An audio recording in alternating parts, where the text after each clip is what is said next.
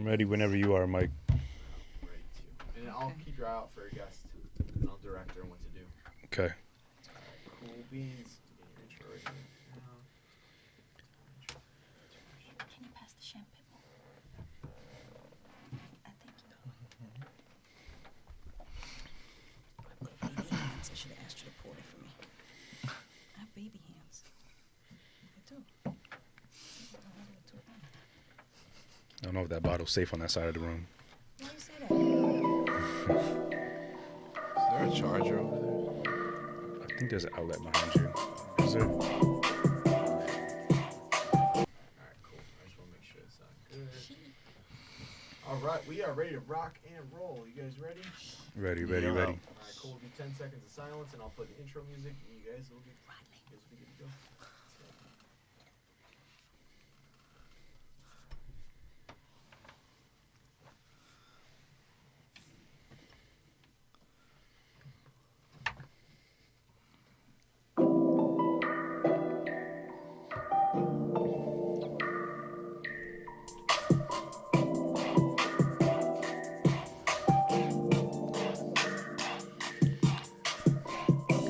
Check. If you're hearing the sound of my voice, that means you're now tuned into chapter 84 of the Introverted Intuition podcast. My name is Jeff, a.k.a.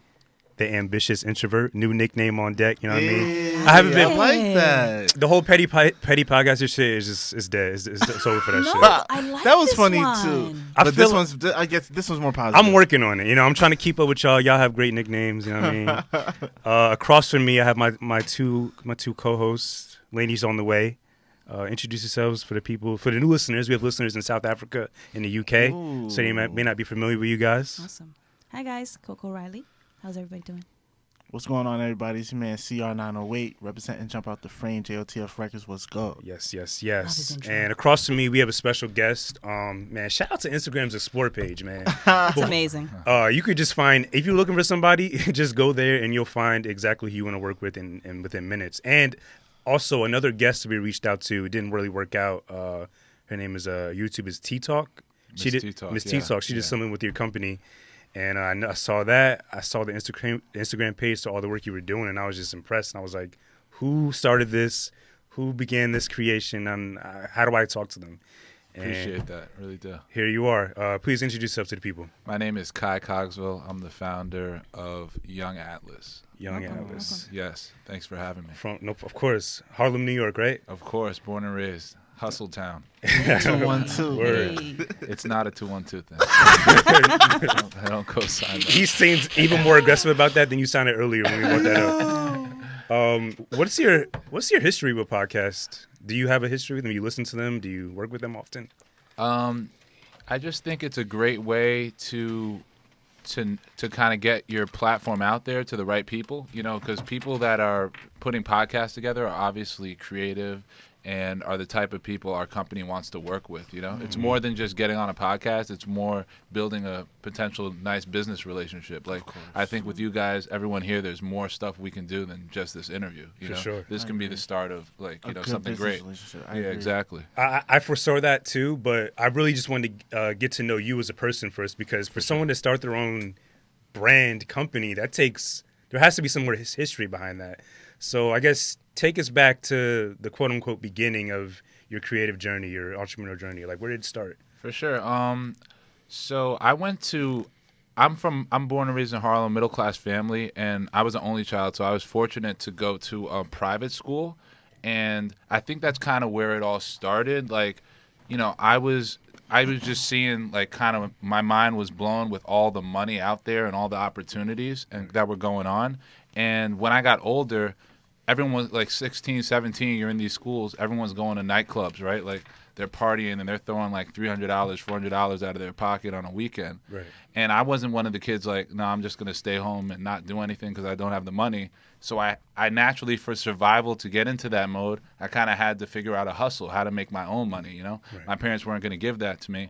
So then I started figuring out, what if I'm the plug to get into these clubs? What if I know the owners or I know the bouncers? What if I start figuring out my own type of business? And then that's kind of how I got into the promoting world, booking acts, and that's kind of how the creative journey began, kind of on survival to get into these spots and be a part of a life that was amazing, you know? Like, Yeah. it was fun. You're 16 going to the best clubs on planet Earth, you know? Like, why not want to be a part of that? So that's where I was kind of like, always had that hustle, and that green light just, you know, stuck with me that I can make things happen, you know? That's dope. Young Atlas, can you explain like where that name came from and what does it mean?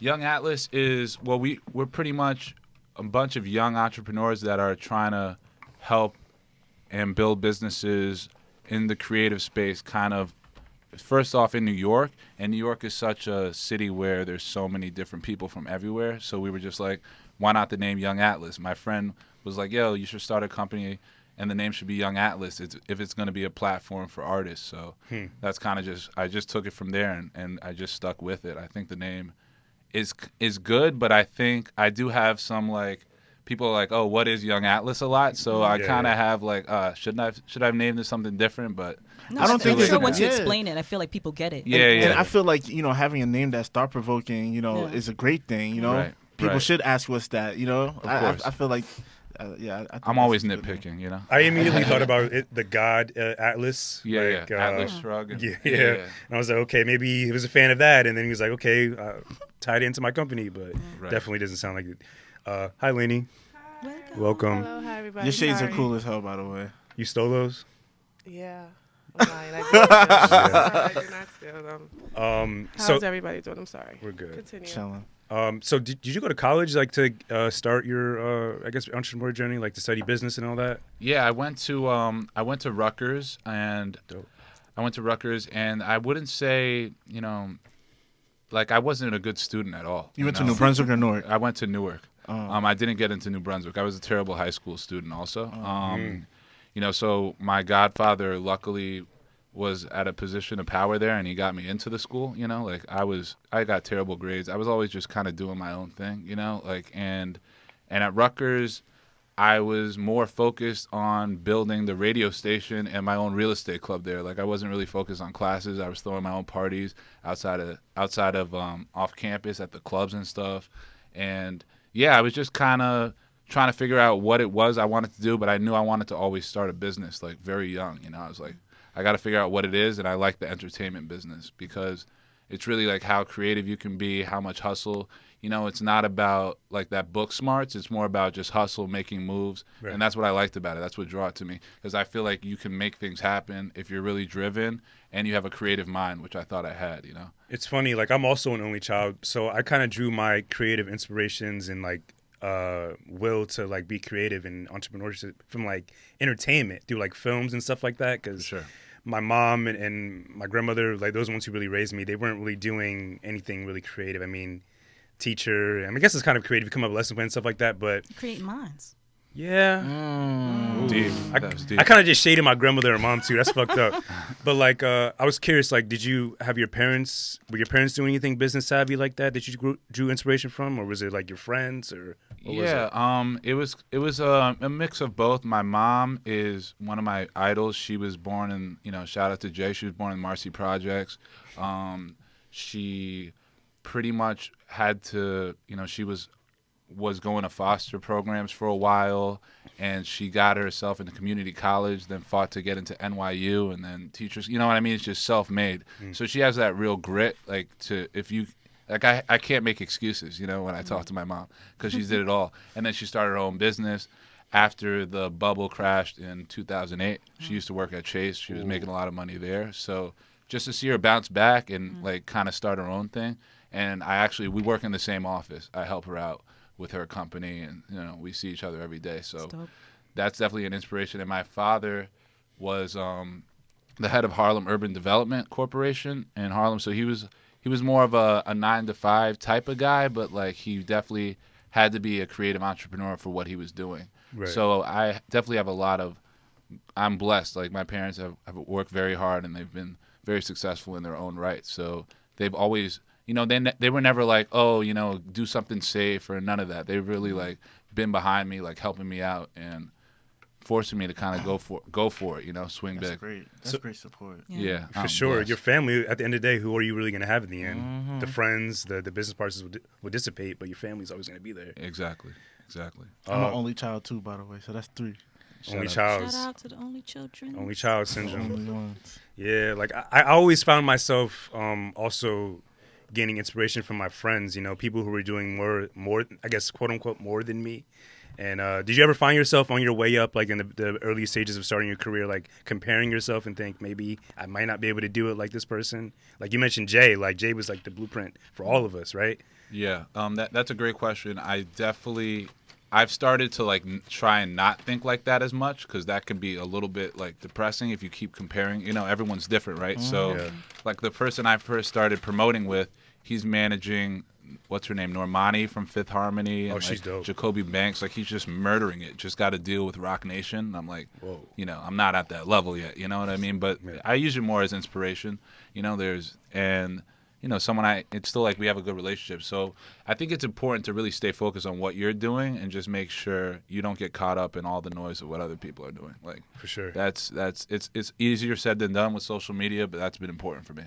So it's fair, like you started this on your own? Or did you have like friends at the ground level with you starting this, Young Atlas? Yeah, I had some friends with me, but this has been like they all have their own like 9-to-5 jobs and stuff. This has been I dedicate like if I'm awake, I'm pretty much working on this, So this is what I do nonstop. I'm all in on this company. So you don't have like a full-time job, part-time job? This is all you do? None of that. Like we make money through throwing our own events. I was like, if I have a business, I'm going to make a revenue stream in that business and get that to make money so this can be a real business. That's the way I looked at it. Like, Yeah. I need to survive through this business. I've always been self-sufficient. I had to be. As I was saying earlier, Yeah. I was so lucky to learn that lesson young in life, There's always a way to make money, and we're in New York, Like, Yeah, there's no yeah. excuse, really, For sure. Like I'm like I'm trying to transition out of that cycle of depending on my full-time job Yeah. to focus on my craft. Like CR, like you took that leap. You're doing your own thing. Like, do you think that was easy for you? Like, It was definitely not easy. Like mentally, it wasn't easy because I had to break out of that fear of not having the stability of having a regular job. That safety net. That right? safety net, yeah. So I can relate to a lot of things you said because growing up as an only child, I also had to be self-sufficient. The only difference was like my parents, they weren't working, basically like from like when I was like 11 all the way up to my teenage into adulthood. So I literally had to get everything. So it's just like, that aspect of life I was used to, but it was just like mentally being able to be like, all right, well, I'm not going to work. How I'm about to get this bread? But then you start getting in the groove of it, and then, you realize that entrepreneurship is an art within itself. And that's why I love it, because like you said, you have to have a creative mind for it to work. Yeah. And, you start creating different ways of getting bread. Like, in the beginning, not everything I did was legal, but hey, it helped. You know what I'm saying? So it was just like, eventually I wanted to do something that was legal and something that I could use my creative entrepreneurial mindset for. And I came up with Jump Out the Frame. Yeah. What is Jump Out the Frame? Jump Out the Frame is an entertainment company and a record label. So we produce records, music videos, and we also host our own events as well, man. Nice. Yeah, I had a couple events. Like in December, I had 2 events for my album release at the Nice. Movement. It's a spot And that Elizabeth? Yeah. Yeah. DJ Drewski, he's the homie. So I'm in the game. I got to know about these of things. course, Yeah. that's great. I love knowing people like you guys, and I mean you guys too, like who just do things that. Like really, right? Side note. No, that's not what I meant. But just like Yeah, people. That's not shade. Fuck out of here. Just people who do things that I don't do well. Like I'm really inspired by people who do things really well that I can't do. Like for you to have the confidence to do this like immediately and just jump off the ledge and it's working. Like that's crazy. Like, but it's also planned. Like it's. I'm very tactical with it. Like I'm a student of the game. I'm constantly studying not just entrepreneurs, but entrepreneurs that are doing similar businesses. Like people throwing events, people like that have artists or media service companies, how to monetize. If you're really a student and you're learning, it kind of takes that fear out of you a little bit because it's more scary if there's no blueprint or clear path. Yeah. When you have those steps of where you need to go, like it becomes a little like, all right, I can do this. Like, and doesn't it give you a sense of reality too? Exactly. Because there's people who are doing the same thing as you, but they're not being realistic. Right. You know what I'm saying? You have realistic goals, and I think that's where my confidence comes from. Is like, I know that this is realistic. I'm not, Yeah, Are- I are- agree. Reality and being realistic and being strategic. And being strategic. For sure. Yeah. Yeah, and learning, and not, and I've failed my way to being here. You know, I started off doing Hell events yeah. where like That's an awesome thing to say. It's the Yeah. I truth. failed my way. It's how where it is. 3 people showed up to now selling out SOBs. You know, like 7 years later. You know what I That's mean? Like major. it's most people that I started off with, they're just doing like, you know, a corporate job somewhere, doing really well. I'm nothing against, but you have to have some like a certain just way you think about it. Like I have a no matter what type of attitude, Right. and that's just what you need to win. Like you Yeah. know, like I'm just not gonna quit until we get there. You know what I mean? For sure. Yeah. Do you like find yourself emulating certain other people's blueprints to set these events up? Like maybe not blatantly copying, but just following the blueprint. And like, even are you against blatantly copying someone's idea if it's already out there in the universe? No, I feel like that's you kind of have to do it. So you just, you know, you take a couple things from here and there, you know, once you've studied, and just if it makes sense, then you can kind of use it, you know, towards whatever you're doing, you know. So Right. and then studying people that are successful in the business, like Michael Rapino at Live Nation, like he's like one of my idols. Like those guys behind the scenes putting on big events, like I'm constantly studying like how they rose, you know. Right. And once you can do a little job, and then you can really get that on autopilot, then you can kind of go to the next thing. So it's being a student of the game is that's what I do all day. You know, I just study. That's major. That's Yeah. dope. Being willing to receive information, because a lot of times people like in multiple industries, they have this ego where, you know, they'll try something and they feel like they already know it all. You know what I'm saying? Like that's Yeah. I've seen so many people like just miss opportunities to learn from having that mindset. So I think that's really dope that you're humble that way. For And that's sure. why you're going to be even more successful, is because you know like that's what you got to do. And that you have no shame kind of emulating someone else's idea. Yeah, you like, can't reinvent the wheel. for sure. Like I kind of always I feel like I'm stuck. Like sometimes I stop myself because I don't want to copy someone else's idea. Right.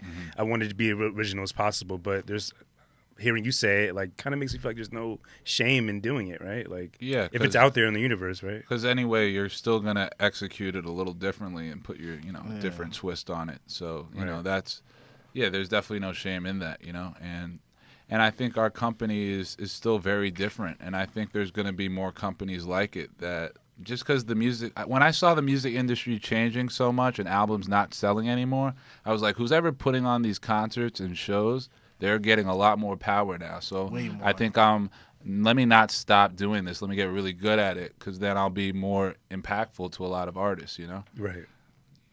So the bio for Young Atlas, the Instagram page, it says there's mini docs, music video production, graphic design, parties, and concerts. What was like the first one you started out the gate the company doing? Was it mini docs or what was it? Well, I before I started the company, I was already throwing events, so that was like before. That's how I was like, this is gonna make money. But then we got into content, so we did our first documentary on Brooklyn, on Vinny's in Brooklyn, the hat I'm wearing right now. Oh, nice. Yeah, we interviewed those owners, and then this guy Bam Vito. He does the theme song for Money and Violence, and yeah. that was our first documentary. Then we went to Boston, and then we did something in Harlem. So those were our 3 like mini documentaries on the hip hop culture that we started off with. Then we started doing some interviews, and then we started just doing kind of concerts with these artists we were already creating content for, you know. Where do you conduct your interviews? Is it somewhere different, or do you have a studio? We have our office in Harlem that we conduct the interviews at in the Mink building over there. So that's what we do the interviews every Sunday. If you ever have artists, creatives, whatever, we're more than open to, like, you know, checking them out and potentially interviewing them. What do you look for in a creative? Like, what draws the attention to you? What draws your attention? I like people that have, you know, I could see they're on the rise, right? Like, all right, this person I can tell has been working really hard and is growing their following and is taking this really seriously. Like someone who, it really doesn't matter what field. They might be a designer, a podcast or whatever. As long as they're really like consistent with it, that's what I look for. Like, all right, this artist has been doing a show once a month and is like growing their following. Like, that's what I look for. People that are really on the rise. What is so hard these days, because some people being just sheep and following trends, there are people who are very talented, but they can't seem to grow their following. Mm-hmm. Do you still give them a second look? Sometimes, but I also think there's no excuse to like not be able to grow your following. You know, that means you're just not doing the research and not serious enough to me. You know, like all the information's out there. I'm not throwing shade on that person, but I think it's like if you're taking this really seriously, you'll figure out how to grow your following. No excuses. Because I've done it myself, and I know I'm not the smartest guy out there. Like I'm just like everyone else, just trying to like make it. You just got to study, watch those cheesy YouTube videos of how to build an Instagram following. Right. It's kind of like humbling, but it actually helps you get a little start. When I usually do research on people with big followers, I kind of contrast the followers and the likes. Do you do that also when you look Of at people? course, Yeah, because yeah. there are a lot of ghost followers too, Yeah. so that does matter. Yeah, you got to make sure that like I'd rather interview someone that has 1,000 followers and is getting 200 likes and getting real strong engagement than someone with 10,000 followers and is getting like 50 likes. That means it's just not real. So it's about like if they really have a lot of people engaging with them, that's important because they have their own community around them. I was trying to get around that just so people wouldn't feel discouraged when they have it. If they don't have the 10K following, but they have the 1K following and a strong 300 likes. So, yes. Yeah. Right, and I wasn't saying to discourage that. I'm saying if you saw like, all right, 2 months ago that person had 600 followers, then that's someone. All right, they're building their base, and it's a real base. That's something we want to work with. Do you do the interviews yourself, like you personally? Yeah, I do them myself. I do it kind of Vlad TV style. I'm not in the camera, so that they have the content and I have to see my ugly face. So How do you prepare for interviews? Like for me personally, like I'm a nervous wreck up until the day of, but I'm constantly just coming up with questions, kind of using previous questions from previous interviews. Like I was curious what your style of interviewing was like, and how do you prepare for your interviews? I do that too, just because we're gonna create some clips about different topics. I like to add a lot of value in the interviews. So, what advice would you give someone? Let's say if it's a public relations person I'm interviewing, right? I'd say, what's some advice you would give someone who's about to start a PR company? So that someone who's watching that can get some value. Like, oh, I wanted to start a PR company. This just added some value in my day, Right. Our company, especially on our Instagram platform, we want to provide a lot of value. That's what we go for. And is the decision like a conscious decision to not be on the camera, or is it because you saw?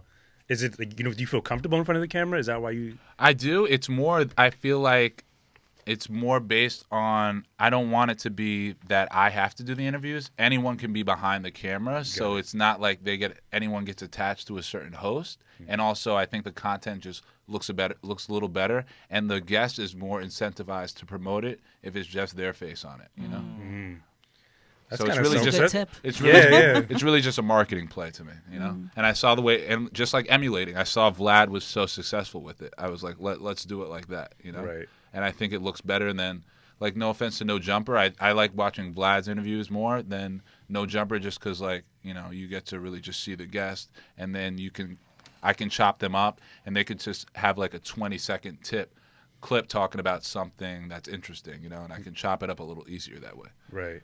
That's interesting. I'm not. It's funny you mentioned No Jumper. Like that was actually one of the podcasts early on that kind of inspired me to start. Right. Adam 22 is a legend for sure. Can you name any other entertainers or people that are on that inspired you on your way up? Or still inspire you currently? Still inspire me is Cole Bennett with Lyrical Lemonade. He's so young. He's just putting on so many artists. He has like 1 million subscribers. He's a huge influence. I'm kind of old school in the entertainers too. Like, I don't know if you know who Lou Wasserman is, but that's someone who's like, he started MCA and was like the first agent like in Hollywood. Like, he's just kind of like an old school legend. Like, he's an interesting guy. David Geffen, of course. A lot of the business guys, Michael Rapino, who's some other ones. I want to eventually get into boxing promotions. So Al Heyman and Bob Arum, those are guys like I look up to. So yeah, there's a lot of like behind the scenes people that are making it happen that I look up to. I've heard the name Michael Rapino, I think, in a Drake line before. That sounds very familiar to me. Yeah. Am I tripping? There's like, was that No, like, that sounds was that familiar, off Scorpion that I heard a Michael Rapino line? I know. I think it's Al Heyman. Al Heyman signs the checks for my events. That's I think the line you're thinking of. Probably, yeah. Yeah, because he started off throwing his own tours, and then he's got it down in these boxing games right now where he'll be managing both people in the arena boxing each other. Okay. He's negotiating the rights with the networks, Showtime or HBO, and he's also promoting the fight. And he does it all under the title advisor, so he can't no one can sue him for doing a monopoly, which he's doing. Right. Not saying it's right, but it's still genius, Yeah, yeah. And this guy was sleeping on pool tables in the 70s, so he made it. Jesus. Yeah. I'm curious what your thoughts, or not your thoughts, but like, there's literally no linear trajectory to what we're doing, what you're doing. What keeps you motivated to go every day? Like, what keeps you waking up every morning to say that I want to do this? That's a good question. I just think there's so much more I want to execute on in a real like physical sense. Like I really want to eventually just sell out the garden, you know? Like that's like an artist that I'm working with selling out the garden. Like I'm not going to really stop until that happens. Right. So like I just know there's what I'm doing. If I can sell out these smaller venues, I can keep growing. So that keeps me going. Like I can keep working with better artists, bigger artists, and keep growing my platform and help more people get to the next level. So that's what keeps me growing, you know? Right. And I want to grow a business. I want to eventually have 30, 40 employees. And, you know, people that want to be in the entertainment business are coming to us. I want to be one of the best companies in New York, you know? Just New York? Well, if you're in New York, you're in the world. So, you know. There you Yeah, go. that's okay. I'll just focus on New York for now. That's for sure, yeah. And Kai, I'm as gonna drink to that. as hands-on as you are, as far as like your executive team, how did you choose them? How did you come into contact with them? And Yeah. you know, as far as trusting them with, you know, your With your same goal and vision and mission. That's at the end of the day, it's really my baby. So that's tough to because one thing I'm trying to work on is like no one's gonna want this as much as I do because I started it, right? So that's something I have to realize. And I went to college with one of them, and he's very good with more of the numbers and the technical side. So and I'm not good at that. I'm more on the marketing side. So that's really my main co-founder, and the other people are more like my videographer and my services and sales guy who helps me get the media packages and the different things we sell out there. So it's a pretty small group. Though, yeah, huh? it's a small group because we freelance so much and we work with so many venues and other promoters. Like we do a lot of biz dev where we partner up with tons of different promoters, venues, you know, maybe brands, maybe podcasts like you guys. You want to throw an event one day, you know. So like we're always partnering up with other people. Right. That's one of the secrets to success. If you're kind of young and don't have like so much cash to back you. Like Partner biz dev all day. Just partner up with people. Just see how you can add value to what they're doing and vice versa, and you can start winning that way, especially in New York. Definitely. So, like, you believe like relationships are more. Networking. Yeah, network is more important than like. But do you add like money to those situations sometimes? Like, do you Of feel always, or do you do some things off the strength of love? Yeah, well, I think it's really like there's gonna be a situation where we at least, all right, like. I need something from them. They need something from me. Like, you know, I'll do that if I work with them. But like a lot of people I work with on monetary terms, it's like, all right, we're partnering up on this venue to sell it out, you know, with another promoter or something. Right. So that's like mostly money situation. Most of my partnerships are with other promoters or other people throwing events, right? So, yeah, most of it is like monetary, but sometimes it's more for following or a marketing play, you know? Right. I wasn't looking for like a homie discount. I was just asking for other people, you know. I mean, he may be for sure. curious. Like, no, it's always, if they can add value and it makes sense, then we'll do it, you know? Yeah. We're flexible and we know like we're not anyone to like, you know, throw shade or not want to work with anyone, you know? We're open to it. Have you had to deny someone that you didn't really believe in their vision or the business didn't really work out? Like, can you think of a memorable example of that? Not to put their name out there, but yeah, I mean, artists come to me all the time on just, you know, I can't think of a specific situation. They'll just be like, yo, like, I don't have any money, but I want to do a music video. Like, could you put me on? And I'm just like, yo, like, it just doesn't make sense. Like, you know, like, Prince was a janitor. How bad do you really want this? You know what I mean? So I feel like that just says to me they're not serious, you know? And they'll like write, I have like 20 emails that are like 6 paragraphs about like all the things they've done. And then at the end, like, can you hook me up for free to do like a music video? I hate that. Yeah. Like, I hate that. Yeah, I respect the people that put in the time to put in, you know, to create these videos and your photography. Like, that shit's mad work. I know, because, like I told you, I dabbled in it for a little bit. Right. And it's a lot. Editing, shooting, it's a lot of work. For somebody to ask you to do that for free is a slap in the face, yo. They just don't, like, I feel like they don't have the right mindset to understand the concept behind the work that it takes to produce media. It's a lot of work. You have to have a good work ethic. Yeah. seriously. So people deserve to get paid for that. for I have sure. a question. Are you familiar with the whole Fire Entertainment Festival that went bad? Yeah. how would you have done that differently as you saw it going downhill and you noticed that things weren't being done on time? What would have been the right thing to do in that situation? Where are we at? Like, do I have to put the festival on, or am I a couple months out, 2 days out? I think at the point when they realized they didn't have enough beds and the stage wasn't halfway done, I think maybe it was like 2 months more till the festival was supposed to happen. Yeah, you probably have to push it. You probably have to push it back because. But I think what happened with him is he was in a situation where he took out so many crazy loans, and he paid crazy interest on these loans. He like literally he had to do it. So, I think. I don't know. I think I would have just went bankrupt and just like not done it. You know, like seriously. Because now look at him; he's in jail. Yeah, definitely. That's a good question. That's crazy because Magnesis, I was like, yo, that's a weird company. I don't know what's up with them. When I first saw the documentary, I saw that he did the whole car thing. I was just like, well, that was a real scam. Yeah, definitely. Okay. It wasn't a real business. It wasn't a real business at all. And didn't he keep going after the Firefest thing? Like, didn't he like? He tried to do something. Yeah, he else scammed all the people on those Magnesis email lists, like saying he would give them tickets to things that didn't exist and whatnot. You know? Right. And he I was respect the guy's charging resilience. ridiculous prices, yo. He was. Speaking of that guy, it seemed like he was really in it for the money, but you seem like you kind of have a balanced amount of interest in the art and the money. Or is there an equal trajectory between the two? I think when you look at something like you just want to be the best at it, then money comes with it. You know, like we want to be, and we're not even close to that yet, but like we want to be the best in throwing like independent shows in New York. You know, like that'll be the first step, and then taking it nationally. So really, I look at it just trying to be the best in our field at what we do. You know, So that's definitely what we're in for. So. It's not. I look at it from the consumer standpoint. When you work with us, I want you to just be happy and make sure we added value into what you do. Do you feel like any pressure at times, like because you have so many interests and so many people you're working with? Do you feel like the need to have to live up to certain expectations, or do you just do your best every day and just see how it works out? Oh, every day I feel the pressure of it, but luckily we've I stay sane because I've seen the progression. Like we went through doing like 100 cap venues to like 400 cap venues to 500. You know what I mean? Yeah. So we're at that 500 level. So soon we'll be at 1,000. And I see people coming up to me, yo, I want to invest in a show, this and that. So more opportunities are presenting themselves. So I'm seeing we're doing the right thing. If I was still at where I was 2 years ago and things weren't progressing, I would have answered that much differently. If it was stagnant, that would be different. But we see a lot of growth and potential. So. That's what keeps me going. You know what I mean? Do the other people you work with also do this full time? No, I'm the only one that does it. You're the only one. Okay.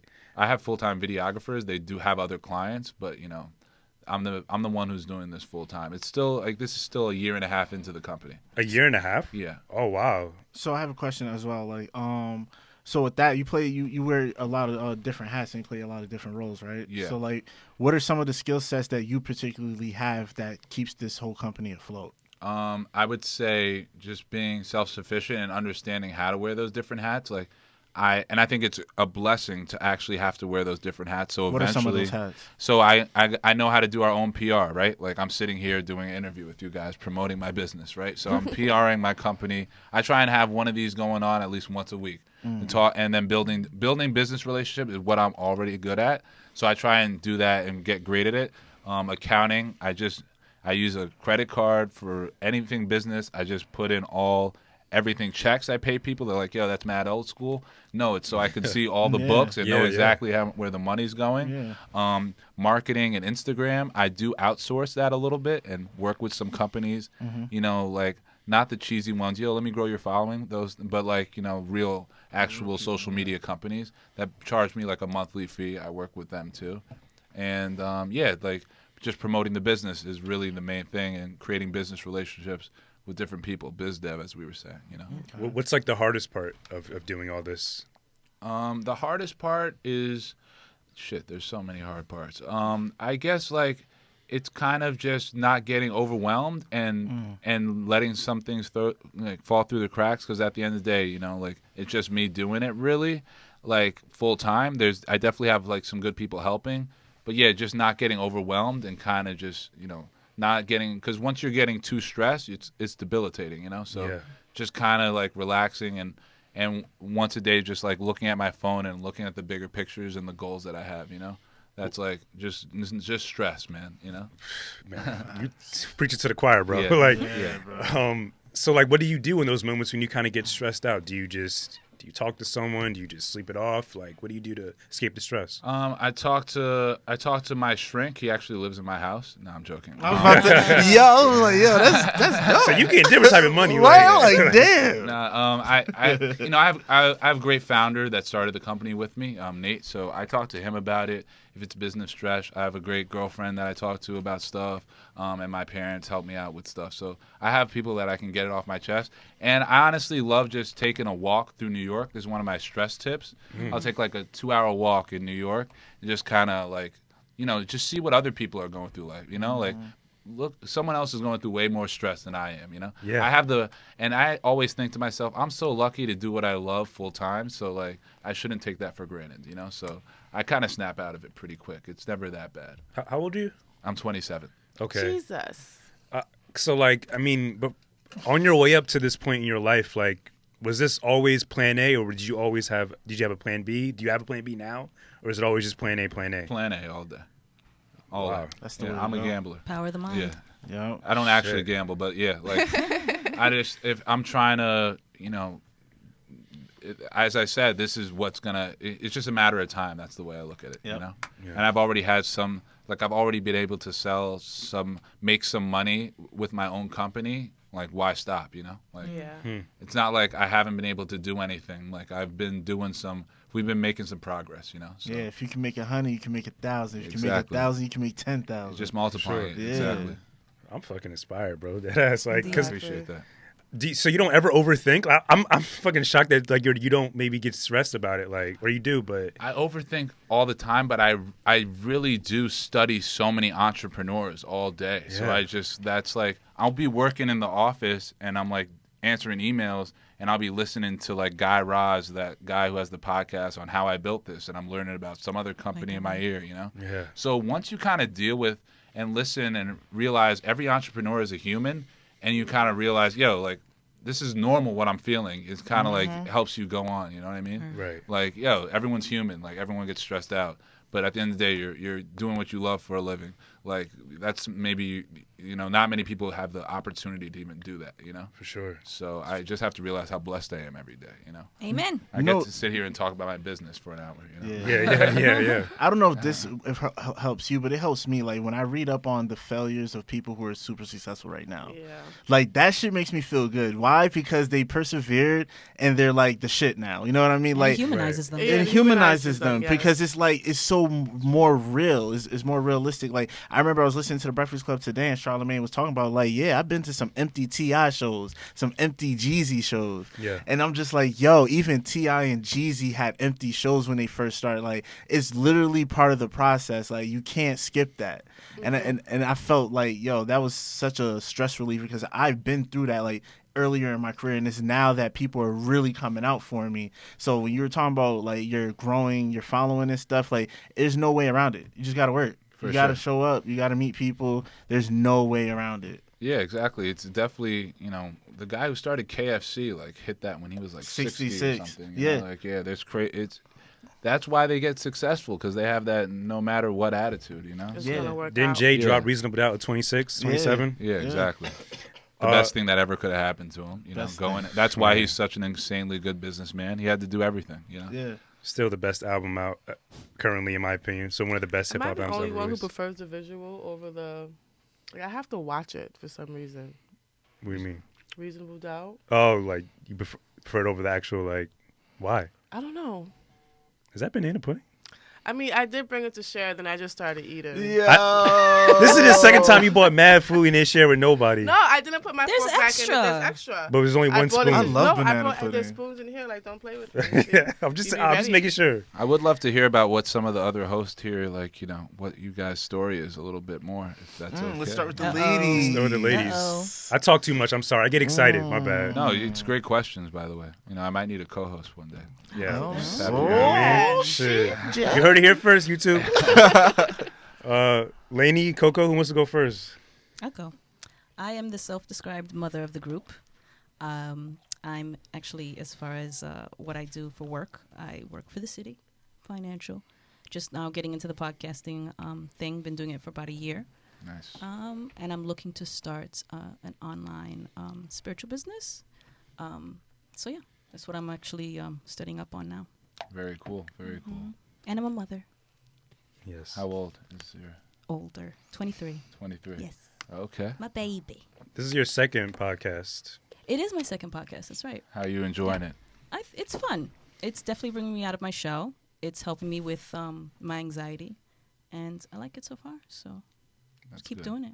You should read Charlemagne's book about. I love that book. Yeah, I own it. great. I haven't touched it Ones. yet. It's in my book bag right now. I was reading on the way over It's a here. good I book. got Michelle Obama's book Okay, in my I'll book borrow it bag from right you. now. Thank you. You want to borrow it? Yes, I'll bring it thank next you. show. I'll bring it next show. Thank you.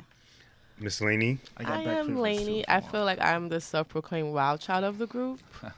I am the unemployed creative. I did quit my job recently because I was having problems and because I just didn't want to be there anymore because I felt like it was just so much more I wanted to do. So I quit my job and I started doing photos and writing. And then next thing I know, I got hit with this whole spiritual epiphany. And now I do readings and spiritual healing. So I'm in the midst of like figuring out where I'm going to put most of my attention in or how can I umbrella everything together because I do like to create content for podcasts and YouTube shows. So I'm just a little bit of everything, but I would definitely say just a creative soul. Gotcha.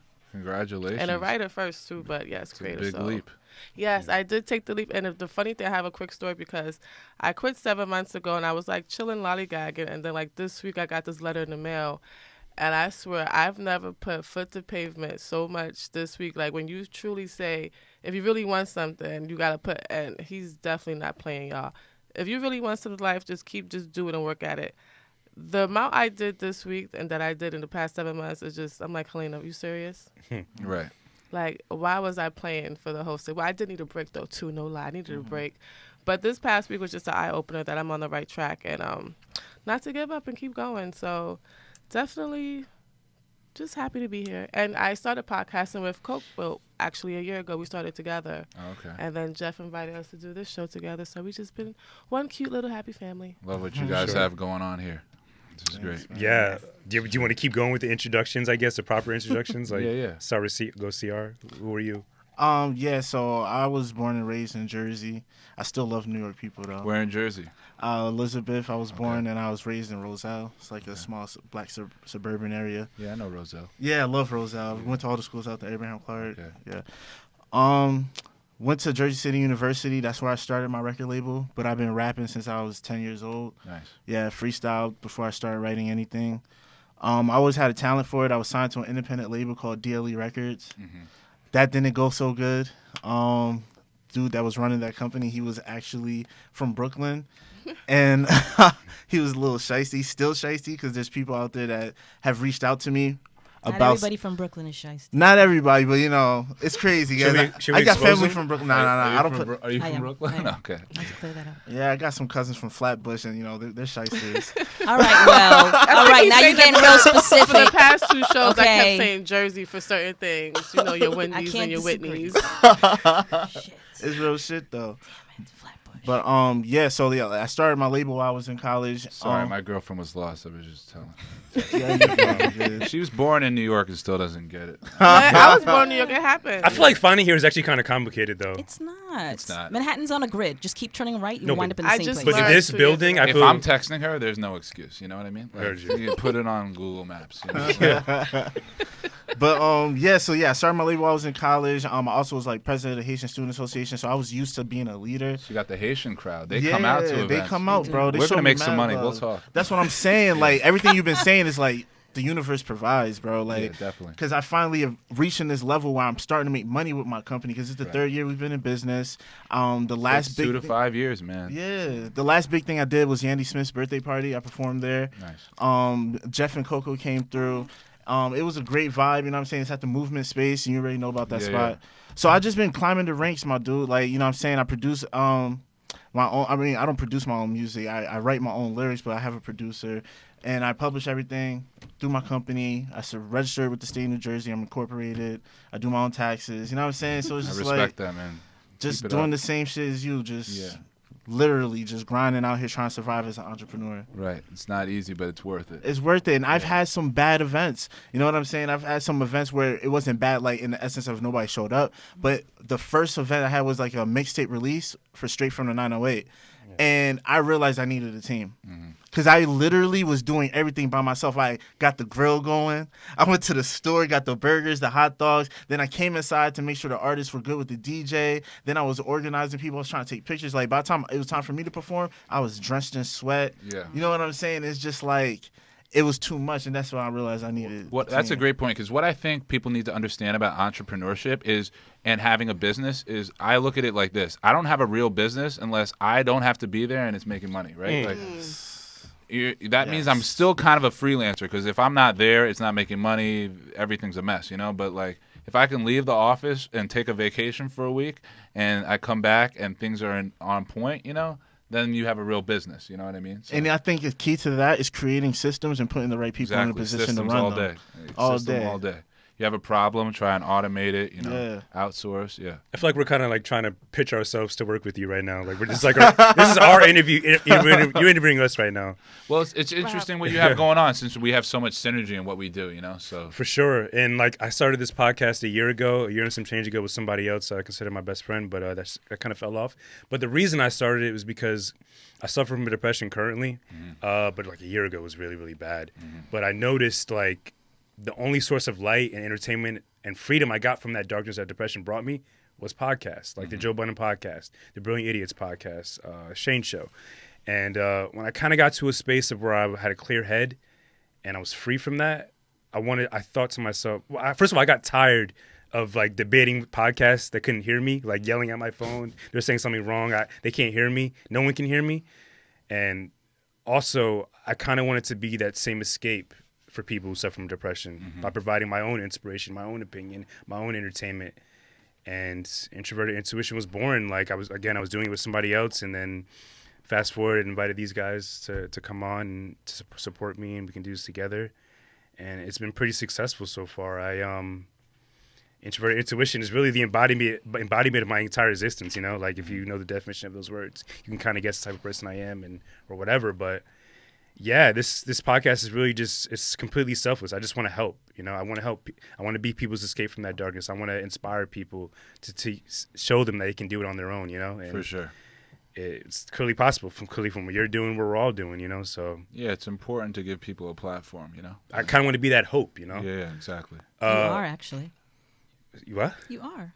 I don't think You so read the yet. comments. Yeah, there are people that are like, you know, you really are. Read your you know, comments, dude. Yeah, there's people yeah. really do look to it, you know, every day. Not every day, but when the episodes come out, and you know, it's like a highlight That's for them, cool. especially those that suffer from like anxiety and depression. So Just want to You're already help, doing man. it, you It's really hard to get out of that. Do you have any history with depression at all? Yeah. You know, I definitely did. I do talk to an actual therapist, you know, about, you know, just some anxiety and different things like that. Because when I first started in the company, like we were saying, like you just see all your friends doing all this stuff. I'm like, you know, still living at home, my parents and all that, you know, like that, you know, kind of keeping up with the Joneses got to me. But, you know, just talking about it with someone who's a professional at dealing with it helps, you know? Yeah. So, like, I do see someone about it, like, but it's more about anxiety, and I've kind of, like, just gone all in on the business, and I've just kind of started, you know, digging deeper into, you know, the mental stuff, and then once you kind of get that going, then things start to come into place, you know? For sure. But it's important to admit that, you know, something's not right, and then just start working on that, you know? Do you, so you work with people you're close with. Do you fear, like, bringing new people in to work with you? Are you hesitant about that? A little bit. It depends on how, like, you know, I'm in a business where you get screwed over, like, left and right, you know, like I'm sure. like promoters, like I do artists that they sell all their tickets, they don't show up to perform, you know, they just keep the money. Like that happens sometimes, you know. And I sign contracts and stuff, you know, but that happened at my last show, you know. I've had venues say that, oh yeah, we had 50 tickets sold online, and then I'll have, you know, talk to one of their interns I know from outside of it, and then she'll be like, yeah, you actually sold 85 tickets online. They just like stole money from you. What can you do about that? Wow.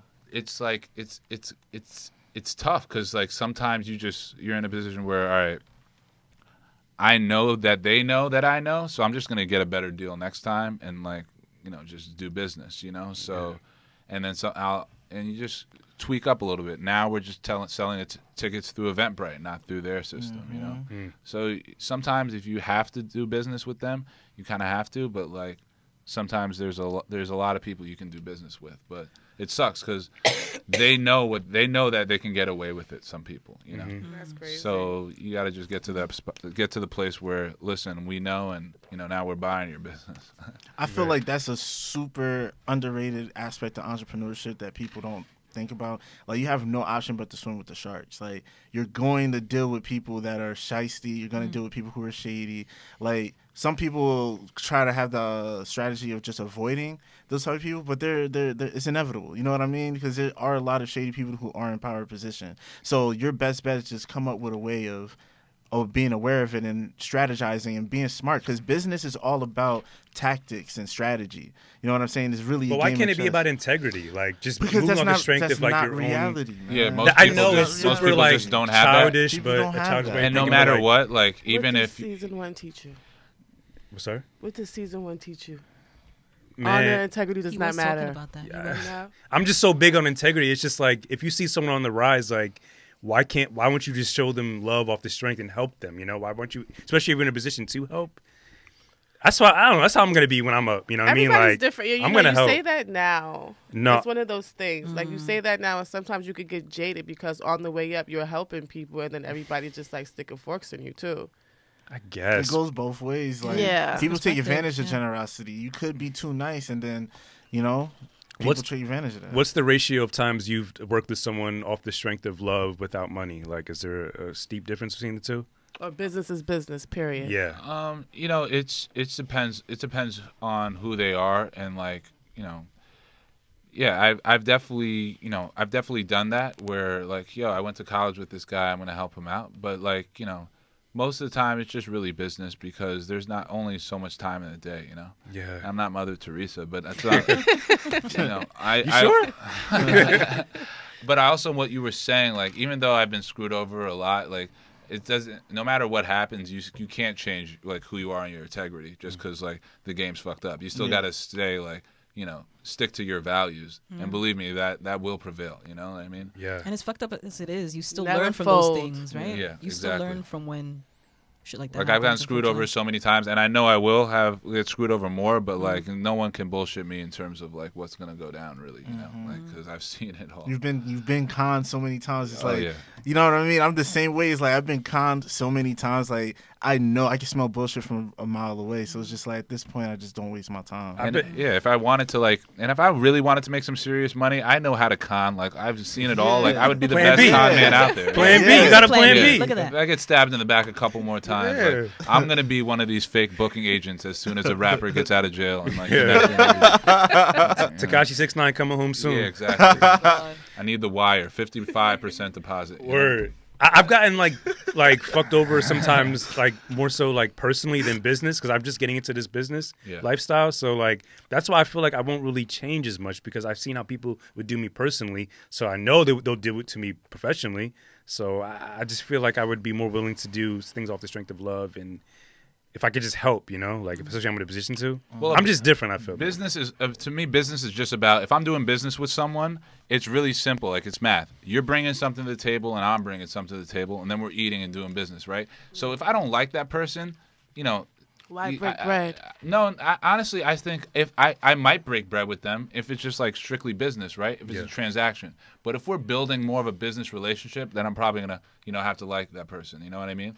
Like Diddy said it once. He was like, "Listen, you don't have to like me to do business with me." Some people aren't like that, you know. But I'm more of a give and take. Depends on what the business is. We can do it, you know. If it's like, you know, you're the one printing my flyers, I don't have to like you. You might just give me a really great price. You know what I mean? Right. So it depends on really what it is. If it's someone I got to be on the phone with, we're going to meetings. Sometimes you have to build that rapport with someone, so you're gonna have to like the individual. You know? Is I it- think, yeah, Go I ahead. agree. It depends on how personal the actual business is. Yeah. And what you're dealing with. I agree with that. Is there much room in business for like empathy and feelings though? Like, does it matter, or there is room for it? Yeah, definitely. Because like, you know, people, you don't know what someone else is going through, you know. So like, I've been in meetings where it's like, yo, I know this person's going through a lot. Like, let's reschedule. You know what I mean? Like, yeah, like relax. You know what I mean? Or like people have empathy for me. You know, when I might have gone through something, and they'll say, yo, I know you're like club. There have been good club owners who have said, yo, like you took a hit, but I'm still willing to work with you. You've had a good track record, and let's continue to build. You know what I mean? Right. So it's really, if you handle yourself with respect and honesty and integrity, it will, it shows the way people, and you have respect to people. You get respect back. For sure. And you do attract more people like that when you do represent yourself that way. You know what I'm saying? You start building the relationships with those who do also have integrity and morals. Do you think about your legacy, like when you're gone? 'Cause that's how I want to be remembered, as someone who just did the right thing as many times as they could, who helped. just do it. Yeah, but like in terms of like legacy when I'm gone, that's how I want to be remembered.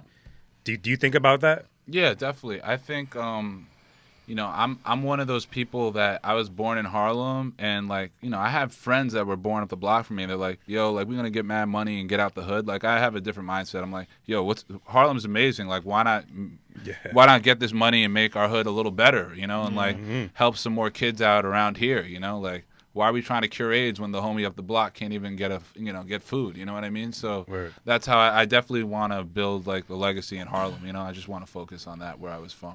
So you're big on like community and where you're from as opposed to the world? Exactly. Like when people, it's funny because people think the president has more power than their local councilman, but that local councilman actually will have more effect on their day-to-day lives than the president will, Yes. And no one shows up to those voting booths. No, and so many don't even know their local council or who they are. City hall meetings, none of that. And it's like... And those really impact their day-to-day lives, really Local politics is so underrated. So underrated. And people need to educate the market on that more, I'm about to ask another question. Anybody else have one before I go? I'm vibing right now. I'm sorry. Go ahead.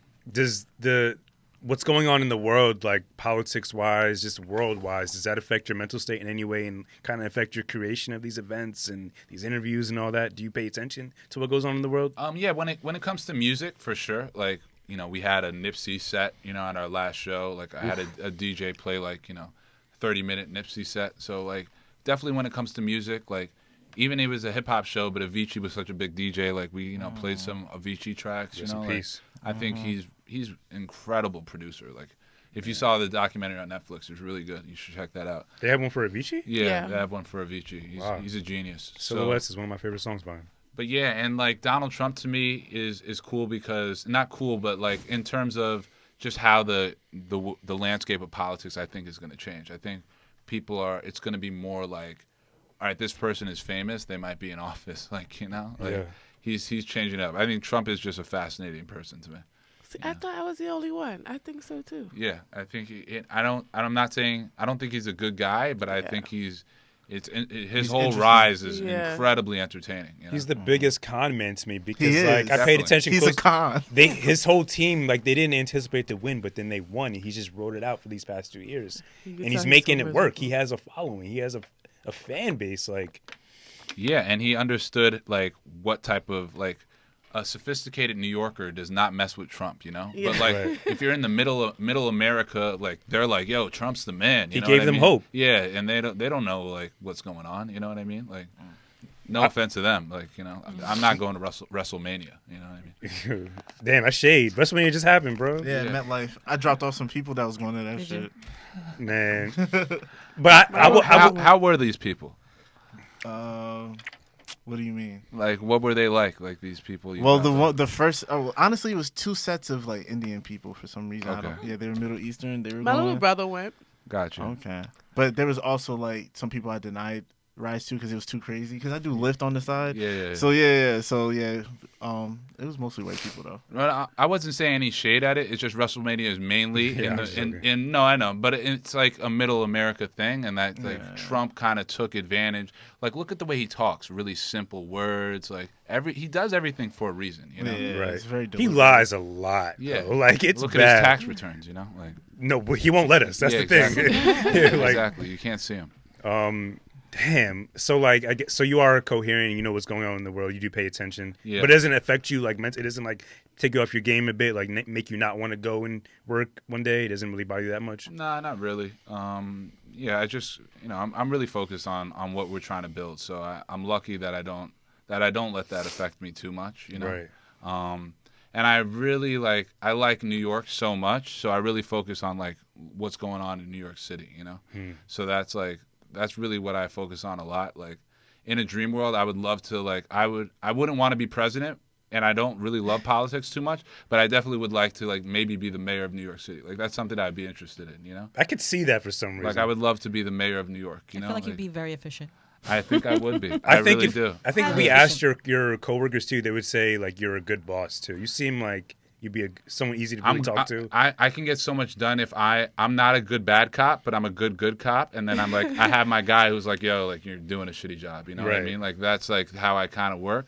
I'm just not into really conflict, I just don't deal with it well. I'm not going to get into a screaming match with someone. Yeah. So I think that's why I'm efficient. I'm more just stating facts. Like, yo, you didn't do this. Like, what's wrong? And I can have a conversation. So I do have empathy with people, How do you feel our current mayor is doing right now?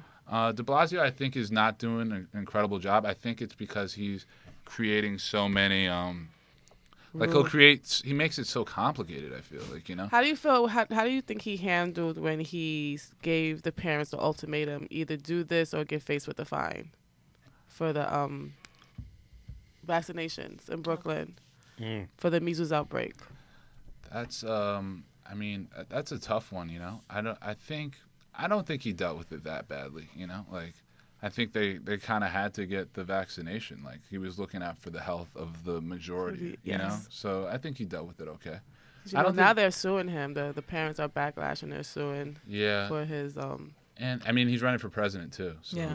Is he? And then today he banned city workers for using plastic. You can Plastic what? You can no longer order plastic forks, spoons, knives, cups, plates, nothing. All right. Do you actually order those though, or do you? Well, I used to work for the city, so yes, we do order like.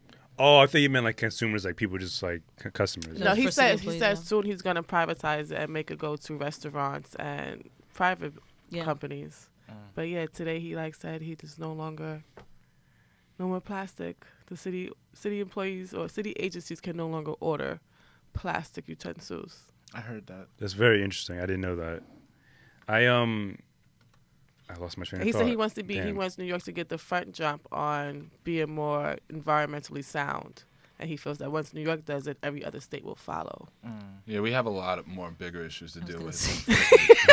That's crazy. Do you think the rent control is the main issue in New York City? Sure. If a fireman or police officer cannot afford to live on the island of Manhattan, there needs to be some legislation to fix that. So that is a major issue, and the reason that's happened is because when Mr. Bloomberg was mayor for more than 2 terms, which he changed up because he's Bloomberg. He changed the law. His zoning was crazy. He was just zoning New York up for billionaires that he plays golf with, and now now so many tourists and wealthy people from all over the world are just parking cash in Manhattan and using it as a piggy bank. Like, look at these luxury buildings that you see coming up. Yeah. These buildings are mainly empty. They're owned by shady people that will probably be there once a year that are just using it as a way to park some cash, which I would probably do if I was a billionaire. But that's not saying sure. Yeah. Does gentrification bother you at all? Gentrification doesn't bother me, but the fact that there's not legislation in place to help people that have been good tenants in those neighborhoods does bother me. Right. So I think it's a double-edged sword a little bit. With you're from Harlem, you say, right? So how did you feel about Harlem when you saw the change happening there? I felt the same. I felt pretty much the same way, that it's unfair that people who have been paying rent on time for decades and decades are being priced out of these homes. But if that wasn't the case, then gentrification wouldn't bother you one bit. No, it wouldn't bother me, because I feel like those people, the good tenants who deserve to be there, would have some stability and not worry about their shelter. So that's what's important. And no matter what, New York is going to keep getting better and better, just because it's just New York. It will always be in demand. Yeah. Would you say you're a confident person? Somewhat, you know. Would you say you're a good leader? I'd definitely say I'm a good leader just because I lead by example, and I definitely take responsibility for, you know, when I messed up. Was that a natural transition I like into Obama when he said that just now. I took responsibility. Was that like an easy transition to take that leadership role and put that upon yourself?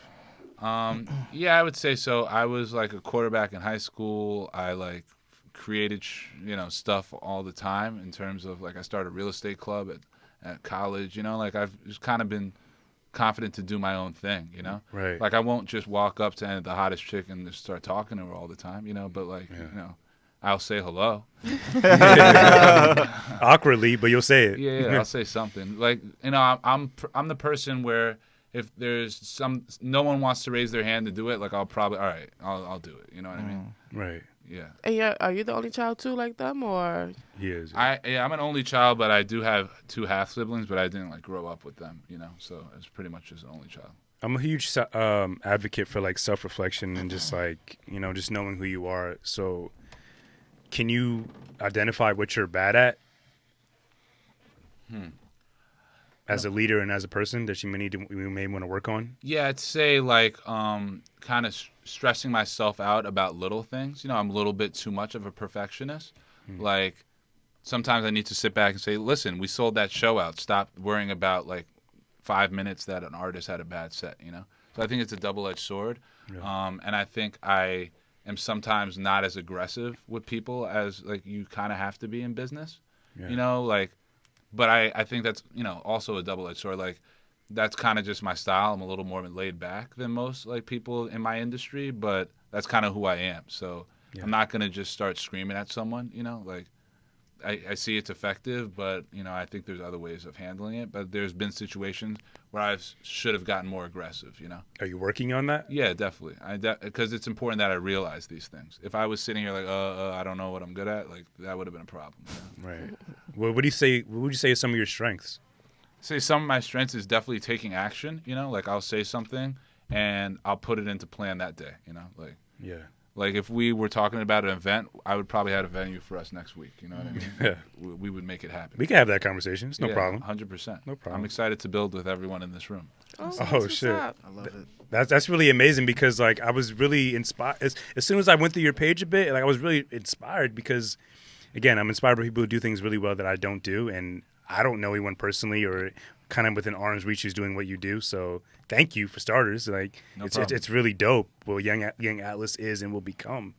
Do you have like a set goal or a time frame of like where you want Young Atlas to be and what do you want to like mean to people?